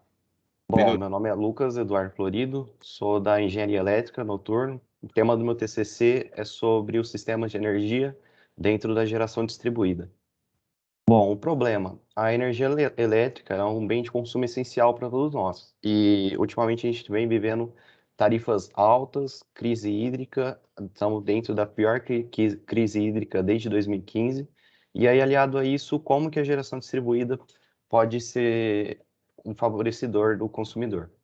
Então, vamos lá. A geração distribuída, ela é regulada pela ANEEL, está descrita na norma 482 de 2012, não é uma norma tão antiga assim. E aí, o que consiste ela, né? O cliente, ele tem a sua geração de energia, e aí dentro dessa sua geração de energia, basta ela ser uma fonte de energia renovável, de forma sustentável para ele poder fazer essa geração em sua residência. E aí, outro ponto legal também da geração distribuída é que ela vem ajudando na diversificação da matriz energética do país. E aí, nós já contamos com, esses dados são desse ano, de 2021, da BGD, com quase 1 milhão de conexões de geração distribuída. Os objetivos específicos do trabalho serão os benefícios de mostrar os pontos em adquirir a geração distribuída, entrar um pouco no conceito de energia renovável e sobre a categorização de micro e mini geração. A geração distribuída, ela permite ao consumidor gerar sua própria energia elétrica em sua residência, tornando o consumidor menos dependente do abastecimento de energia da concessionária local, porque ele vai estar conectado a ela ainda, mas ele vai ter sua própria geração e vai ter a diversificação da matriz energética, trazendo como benefício que o excedente da geração dele não é perdido, tá? Ele volta para o cliente e também trazendo muitos aumentos em tecnologia e eficiência dos painéis, em essencial no painel fotovoltaico. Então, também no desenvolvimento, no capítulo 2, é falado também do caminho da energia elétrica, da sua geração, desde lá da usina até chegar à residência, e também os tipos de energia, que são as energias renováveis, que elas podem ser reutilizadas, sendo elas a energia hidrelétrica, solar e a eólica também. E dentre da energia, temos a energia não renovável, que são aquelas que são utilizadas, não tem como reaproveitar, como petróleo, carvão mineral, gás e energia nuclear. Então, dos tipos de sistemas da micro e mini geração, o que difere elas basicamente é a potência instalada. Geralmente, para micro geração é mais cliente residencial e a mini vai pegar grupos e indústrias. E aí aqui do lado direito tem uma imagem mostrando o ciclo dos créditos energéticos, que o início na geração, que quando o cliente ele gera mais energia do que ele consome, essa energia é injetada na rede e medida através de um medidor bidirecional, no qual o cliente vai ter que instalar na sua residência, no projeto, gerando créditos que poderão ser reutilizados pelo cliente no abatimento da sua conta futuramente. E as considerações finais, a geração distribuída está cada vez mais crescendo, é um assunto novo, menos de 10 anos no mercado, trazendo diversos benefícios financeiros e ambientais. A empresa, a fonte de energia renovável está crescendo. E aí os tipos de fonte de energia, que é a energia solar, ela, infelizmente, ainda, por mais que ela tenha bons argumentos, ela ainda não cresce como deveria. E a adesão, de como que pode ser feita essa adesão do GD, que o cliente precisa ver qual grupo ele se enquadra, residencial, industrial, e também os ganhos que ele pode ter ao aderir a GD. Então, aqui tem as referências, e meu muito obrigado, concluindo o trabalho aqui, agradeço bastante, o professor Marcelo apoiou nós aí no grupo de WhatsApp, excelente, todos os nossos professores aí nesses 10 semestres de faculdade, então muito obrigado mesmo. Bacana, e ao seu tutor também, né? Que a Dé com certeza ajudou. Pessoal, isso ajudou bastante. Boa noite, tudo bem? Acho bastante pertinente esse trabalho seu aí. Eu só queria saber se você viu alguma coisa nessa questão de medições aí, se você viu alguma coisa sobre fator de potência, como que é trabalhado isso nesses sistemas de instalações. Chegou a estudar um pouquinho disso? Professor, basicamente, o medidor que ele vai diferir de uma instalação comum dentro do residencial são os quadrantes que o medidor ele vai aferir energia. O medidor ele afere energia, se eu não me engano, no primeiro e terceiro quadrante, e o bidirecional no terceiro e quarto, que ele pega a energia que tá voltando, né? Até ali na imagem do TCC ele fala que ele volta reloginho, mas é uma maneira de falar, mas que é tudo eletrônico, mas ele mede essa volta de energia em outros quadrantes diferente do que ela é injetada. Não alterando, o projeto ele é todo feito para não alterar nenhum tipo de característica física da rede de distribuição. O projeto é todo apresentado, o cliente precisa trazer um projeto de um engenheiro, tá? E a empresa também, a funcionária local, ela precisa aceitar, então não vai ter essa diferenciação de característica de rede. Tá ok, parabéns aí pelo projeto, viu? Muito obrigado. Obrigado, professor Igor. Obrigado, Lucas. Parabéns. Sua apresentação está encerrada. Tá bom, muito bem. O Marcelo, meu xará. Vamos lá. Marcelo Augusto Rudzinski. Acho que é assim que fala, né? Oi, professor. Tudo bem? Boa noite. Marcelo, você vai apresentar daí ou eu coloco aqui para você? Coloca aí para a gente, professor, por favor. Tá bom. Sim, vamos lá. Então, deixa só eu preparar aqui. Já estava meio aberto. Quando aparecer na tela, Marcelo, aí você já começa, tá bom? Pra gente não perder.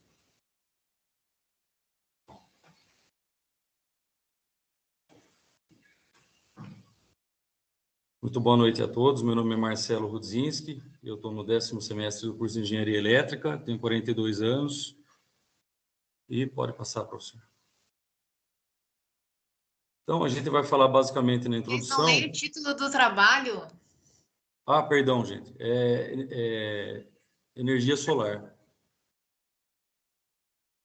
Então, basicamente, a gente vai falar que o uso de painéis fotovoltaicos para o fornecimento de energia elétrica no campo residencial responde às demandas sustentáveis, mais ou menos amarrando com a apresentação do que o Lucas Florido fez anteriormente, mas dando mais foco agora na energia solar, que se justifica a importância da temática atender o suprimento de energia elétrica através de fonte de energia fotovoltaica, e caso a geração de energia obtida for maior que o consumo, é possível que você venda a sua energia obtendo créditos na sua conta.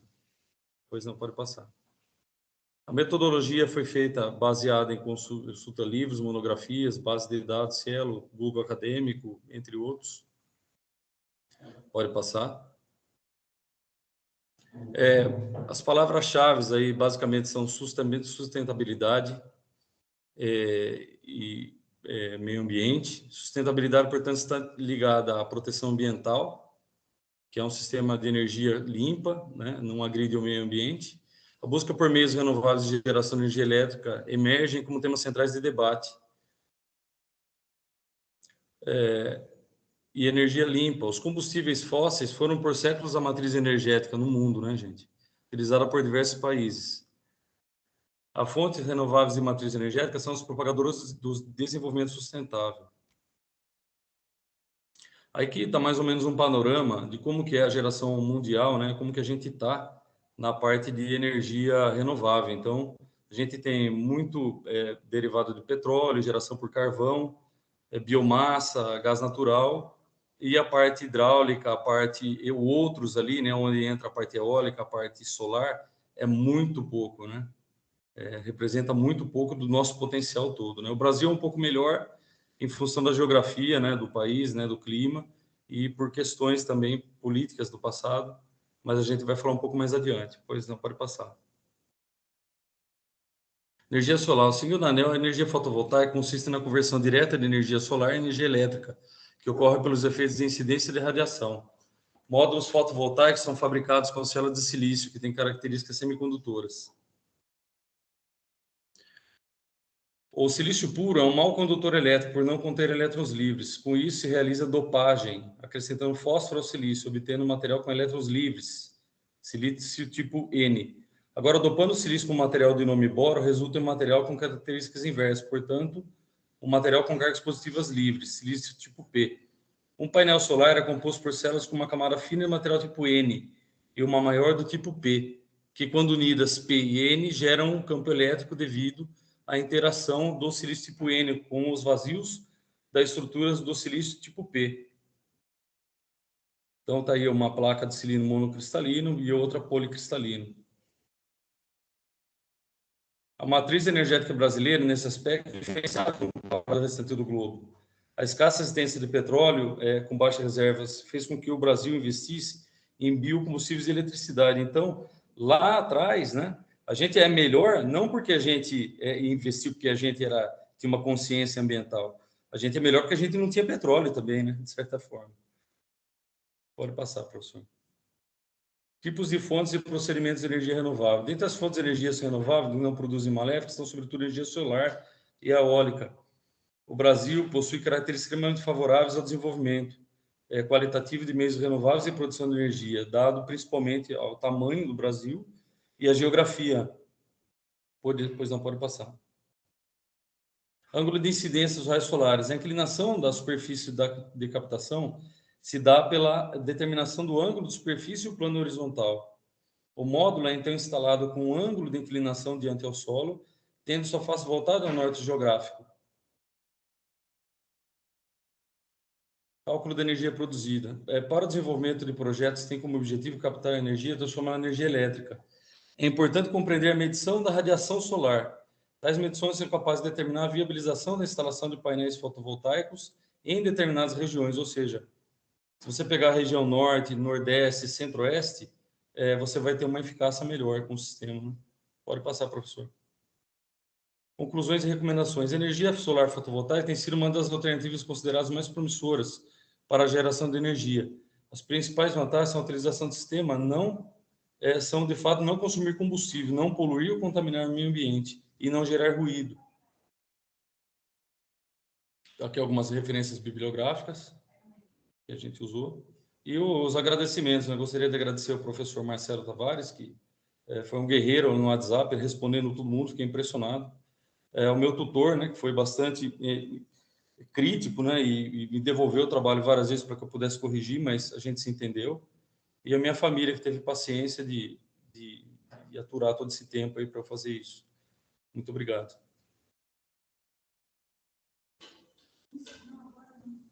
Muito bem, Marcelo. Vai lá, Ana. Com você. Marcelo, parabéns pelo trabalho. Qual é a diferença entre o painel solar monocristalino e o policristalino?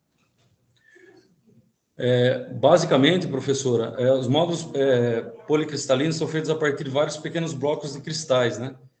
Esses vários cristais são fundidos e dão origem a grandes blocos. São produzidos as células fotovoltaicas. Já os módulos monocristalinos são formados por um bloco único cristalino, mais puro. Então, o bloco monocristalino ele tem uma eficácia maior do que o policristalino. Ok, muito obrigada. Obrigado, professora. Marcelo, muito obrigado, parabéns. Obrigado aí por me citar. A gente tem um trabalho conjunto, né? Você também deve ter trabalhado bastante, seu tutor também, né? Sim. As críticas, elas são para ajudar, né? Com certeza. Tá bom? Show. Parabéns. Está Obrigado, encerrado professor. a apresentação. Vamos ao Renan. Renan está aqui, né? Está por aí, Renan? Apareça. Tô aqui, professor. Boa noite. Cadê você? Queremos ver você. Opa, peraí. Aí, tô aqui. Boa noite a todos. Boa noite. Renan, como faremos? Pode projetar para mim, professor, por favor. Tá bom, então. Então, assim que aparecer, você já começa, tá bom? Sou o Renan, tenho 29 anos e sou estudante de engenharia elétrica.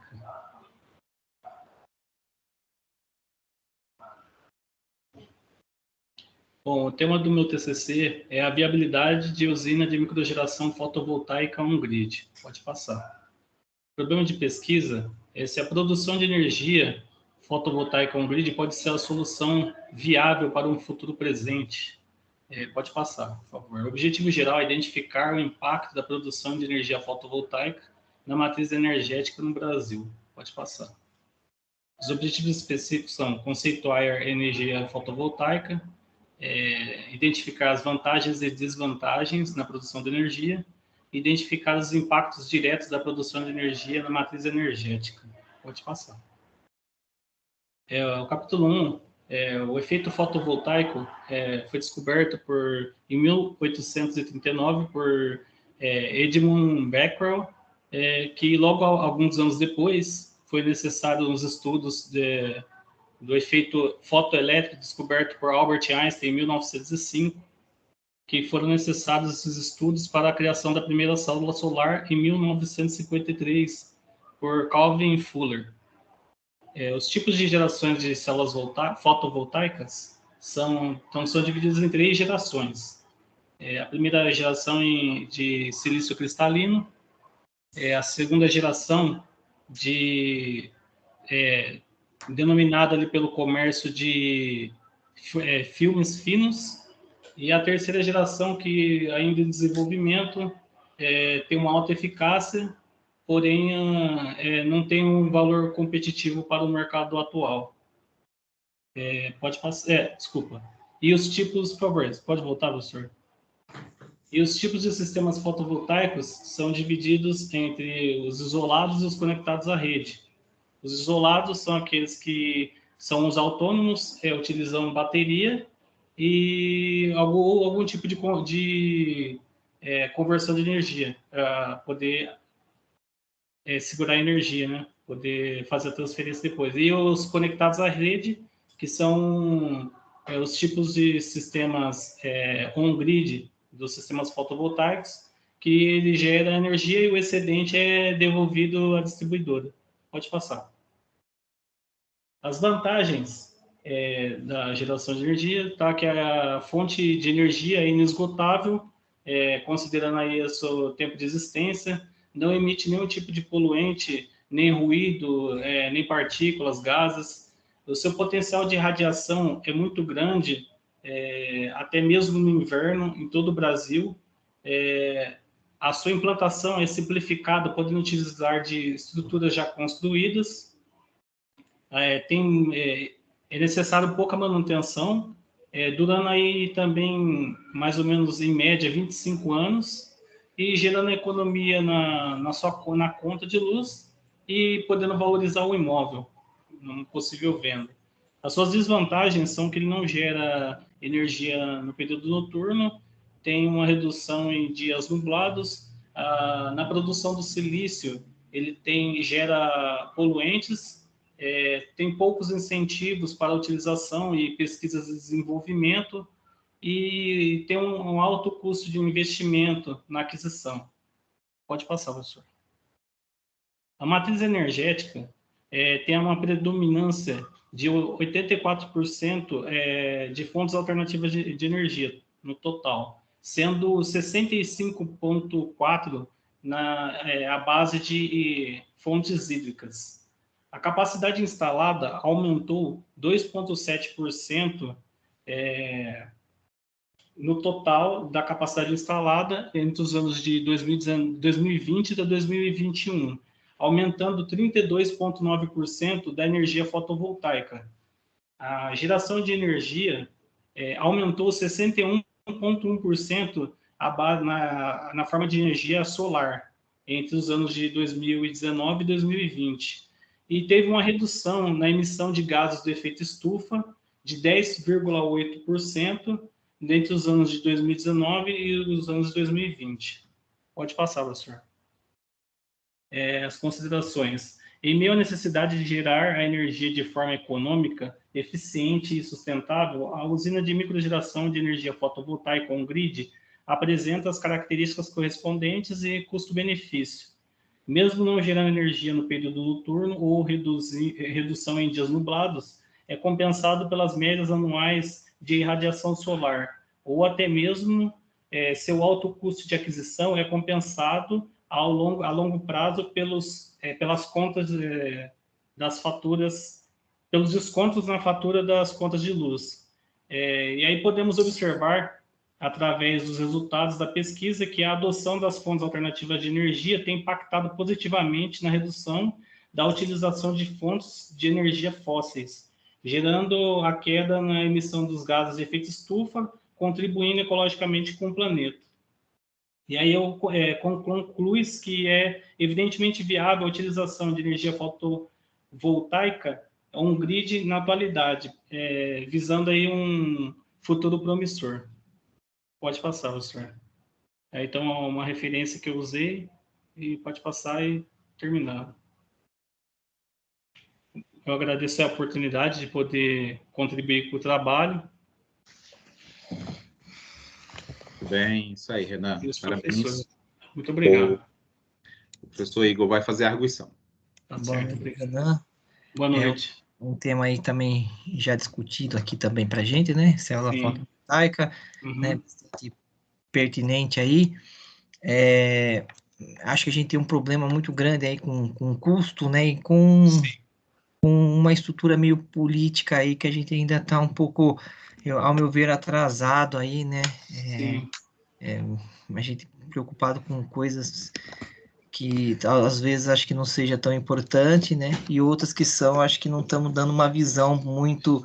ficando para trás, né? Está ficando para trás, né? Então, eu vejo muito essa ideia de energia renováveis e tal, mas eu vejo aqui no Brasil, assim, um atraso um pouco meio preocupante em relação a isso. Eu acho que a gente já deveria ter um desenvolvimento maior, né, em várias fontes, né, de energia renováveis. Eu acho que até a energia solar é uma que poderia estar explorando mais pelo potencial que há no Brasil, né? Sim, a eólica, dependendo da região também.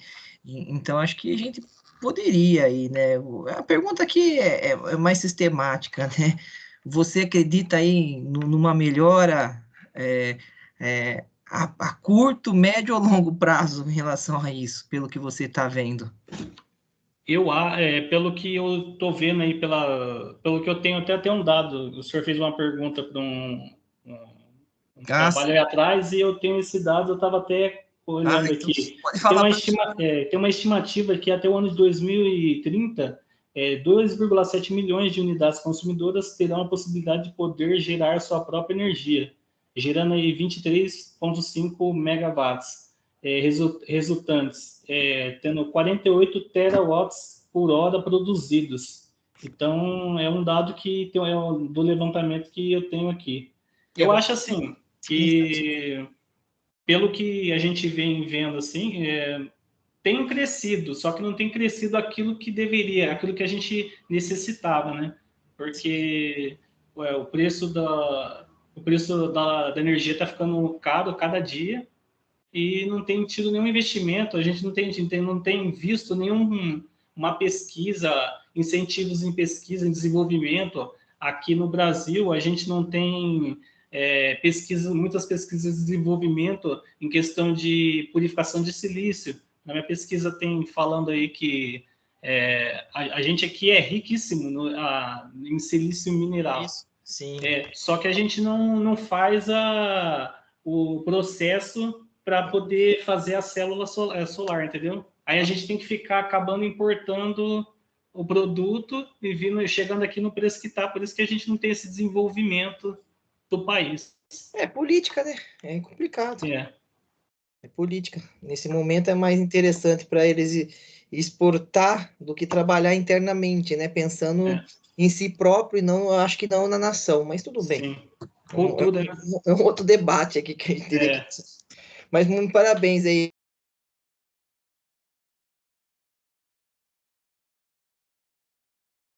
Professor, obrigado pelo apoio aí. Obrigado a vocês. Bem, temos o Wilson, ele está presente? O Wilson Henrique dos Santos Lopes. E aí teve um aluno também que não apresentou, que é o Fábio José dos Santos Correia. Ele está online? Sou eu, professor. Eu tive uns problemas aí com o meu áudio. Você quer apresentar agora? Conexão. Tudo bem, não tem problema. O importante é estar aqui no momento, né? Vamos lá, então? Cadê você? Vamos lá, professor. Beleza. Como faremos, Fábio? Eu coloco aqui para você ou você faz aí? Pode ser eu aqui mesmo, professor. Tá bom, então. Então, vamos rapidinho, tá? Então, pode ligar sua câmera, já coloca isso aí. Então, pode começar. Tá aparecendo já aí para vocês? Tá aparecendo. Então, tá aparecendo. Tema escolhido aqui, professor, foi redes de distribuição subterrânea no Brasil. Então, antes de colocar o problema, é importante destacar que a eletricidade possui uma forte importância, né, na melhoria da qualidade de vida, e ela é a grande responsável pelo desenvolvimento econômico, no avanço da ciência e da tecnologia, sendo a rede de distribuição uma infraestrutura essencial. Levou-se a importância, né, de um maior controle da qualidade do fornecimento a fim de reduzir essas interrupções, né? Então, qual seria a rede de distribuição mais vantajosa e eficiente a ser implantada, e por que a rede subterrânea ela é tão pouco explorada aqui no Brasil, né? Então, o objetivo geral aí é apresentar, através de revisão de literatura, um comparativo entre as redes elétricas de distribuição subterrânea e aérea, a fim de avaliar vantagens e desvantagens de implantação. Então, foram levados em conta os principais fatores aí que podem influenciar direto ou indiretamente na confiabilidade, na segurança, eficiência operacional, aspectos visual, né, impactos ambientais de cada infra. Foram destacados 3 objetivos específicos, que seria discutir a confiabilidade e eficiência, analisar e destacar as vantagens e desvantagens de cada rede, né, e comparar os custos aí.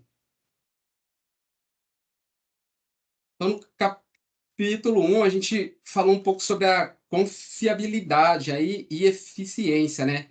Nas redes aéreas convencionais, que é um sistema formado por condutores nus, caracterizado pela exposição a condições climáticas extremas, ela representa 90% das causas das interrupções. Então, para tentar mitigar isso daí, na década de 90, surgiram as primeiras redes compactas, né? A fim de tentar eliminar esse contato com árvore, com contatos acidentais, pipas, né? E de qualquer forma, essa rede, bem ou mal, ela ainda sofre com alguns agentes externos aí. Então, desta forma, o enterramento das redes oferece uma proteção contra tempestade, fenômenos naturais, uma vez que a mesma fica em um nível subterrâneo de intempéries do ambiente físico. No capítulo 2, foi apresentado as principais vantagens e desvantagens, né? Então, da rede aérea, a principal vantagem é que é a mais difundida aí no Brasil. E ela ela apresenta um custo menor, né, quando comparada à rede subterrânea. A principal desvantagem é que são condutores susceptíveis a desligamentos por falta de podas de árvores, né, mais propensão a acidentes, exposição a eventos climáticos, maior gastos operacionais com manutenções preventiva, corretiva, poluição visual. E já a rede subterrânea, as principais vantagens aí são redução significativa das interrupções pela diminuição da exposição aos agentes externos, melhor aparência visual, redução do risco de acidente por ruptura, né, de condutores, contatos acidentais, redução dos custos de manutenção, como podas de árvores, né, preservando aí o meio ambiente. As principais desvantagens são impactos ambientais na construção da infraestrutura, que pode modificar o solo, né? Custo elevado, dificuldade para descartar dejetos, né, oriundos das cavações aí. No capítulo 3, foi apresentada uma comparação de custo, né? Então, o custo de construção de uma linha de distribuição, ela varia de acordo com o tipo de instalação, a carga, né, o grau de confiabilidade, o local onde essa linha ela vai ser instalada. No Brasil, eles acabam não atendendo às demandas de implementação de rede por esbarrarem na situação econômica. Os custos referentes à mão de obra das configurações de rede aérea são próximos. O que difere seus custos o que difere, né, uma rede de outra são o custo de cabos. Já a rede subterrânea apresenta o custo mais elevado entre as configurações devido aos equipamentos utilizados serem mais caros. Além de obras civis para a construção de rede, né? Então, acaba que o investimento inicial de uma rede subterrânea, ela pode chegar a ser 6 vezes maior, né? Como consequência disso, somente 0,4% das redes existentes no Brasil hoje são subterrâneas e são concentradas em grandes cidades, como Rio de Janeiro, São Paulo, Brasília, Belo Horizonte, entre outras aí. Nas considerações finais, o presente trabalho contribuiu para o aprendizado quanto aos tipos de rede de distribuição de energia elétrica, como destacando suas principais características de configuração e implementação. A proposta do projeto em fazer um estudo comparativo entre os modelos aéreo e subterrâneo foi atendida. Por fim, conclui-se que a rede de distribuição subterrânea é uma solução para reduzir consideravelmente as interrupções, visto que em muitos casos torna-se vantajoso fazer um investimento inicial mais alto para depois contar com uma manutenção mínima, né? E gozar de um alto índice de confiabilidade que não traga um risco à população humana, animal, vegetal, fazendo assim um melhor aproveitamento dos recursos disponíveis para a distribuição, levando em conta tanto o ponto de vista a curto e longo prazo. Isso porque, uma vez, o custo da manutenção apresenta valores inferiores, né? A rede convencional aí. Essas daqui são algumas referências utilizadas. E é isso, professor. É isso aí, Fábio. Muito obrigado. Professora Ana. Parabéns, Fábio, pelo trabalho. A rede elétrica subterrânea, ela está embaixo da terra, claro, e como chove muito, em algumas regiões tem muita água, os cabos ficam dentro da água. Por que que eles têm uma resistência tão grande e não ocorre curtos-circuitos embaixo da terra, apesar de muitos deles estar dentro da água? Esses cabos subterrâneos, eles têm uma isolação específica mesmo para isso, né? Então, ele já é fabricado com essa isolação para ele poder ficar submerso à água aí. Ok. Não sei se eu respondi a sua pergunta. Sim. Mas também tem as conexões, né? Também tudo isso é pensado. Tem as conexões, elas não ficam exatamente submersas, eles fazem a galeria, então elas ficam a 3 metros ali, 2 metros do solo, né? Então ela fica fixa na parede, né? Dentro da galeria. Então, assim, muito raramente ela vai ficar submersa à água. Porém, o cabo, sim. Ok, muito obrigada. Nada, professor. É isso aí, muito obrigado, professora. Fábio, então é isso aí, parabéns. Está encerrada a sua apresentação, muito obrigado.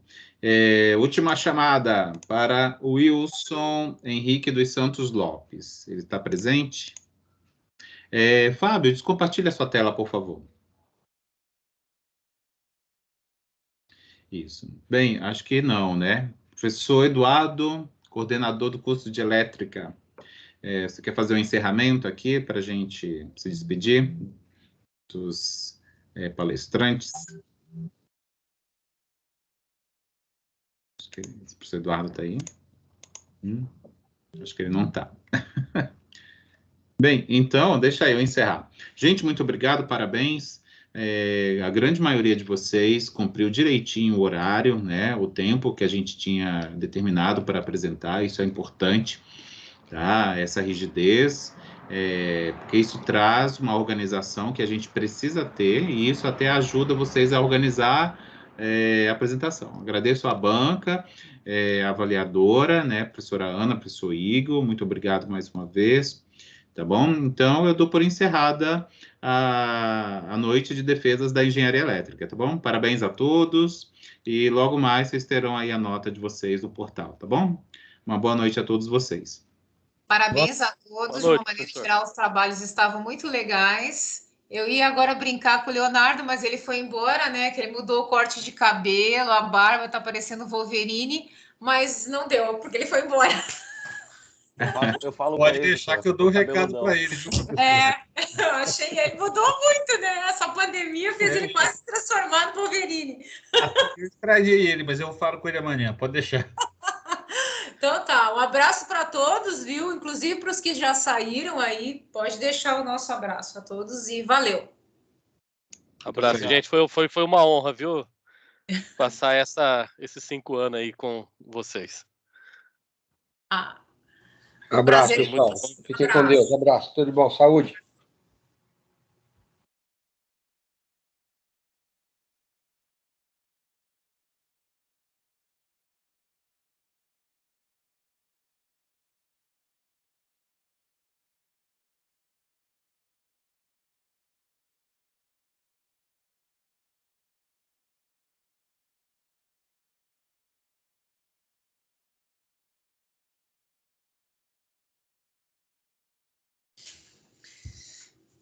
E aí, Marcelo, a gente vai fazer o fechamento nosso aqui?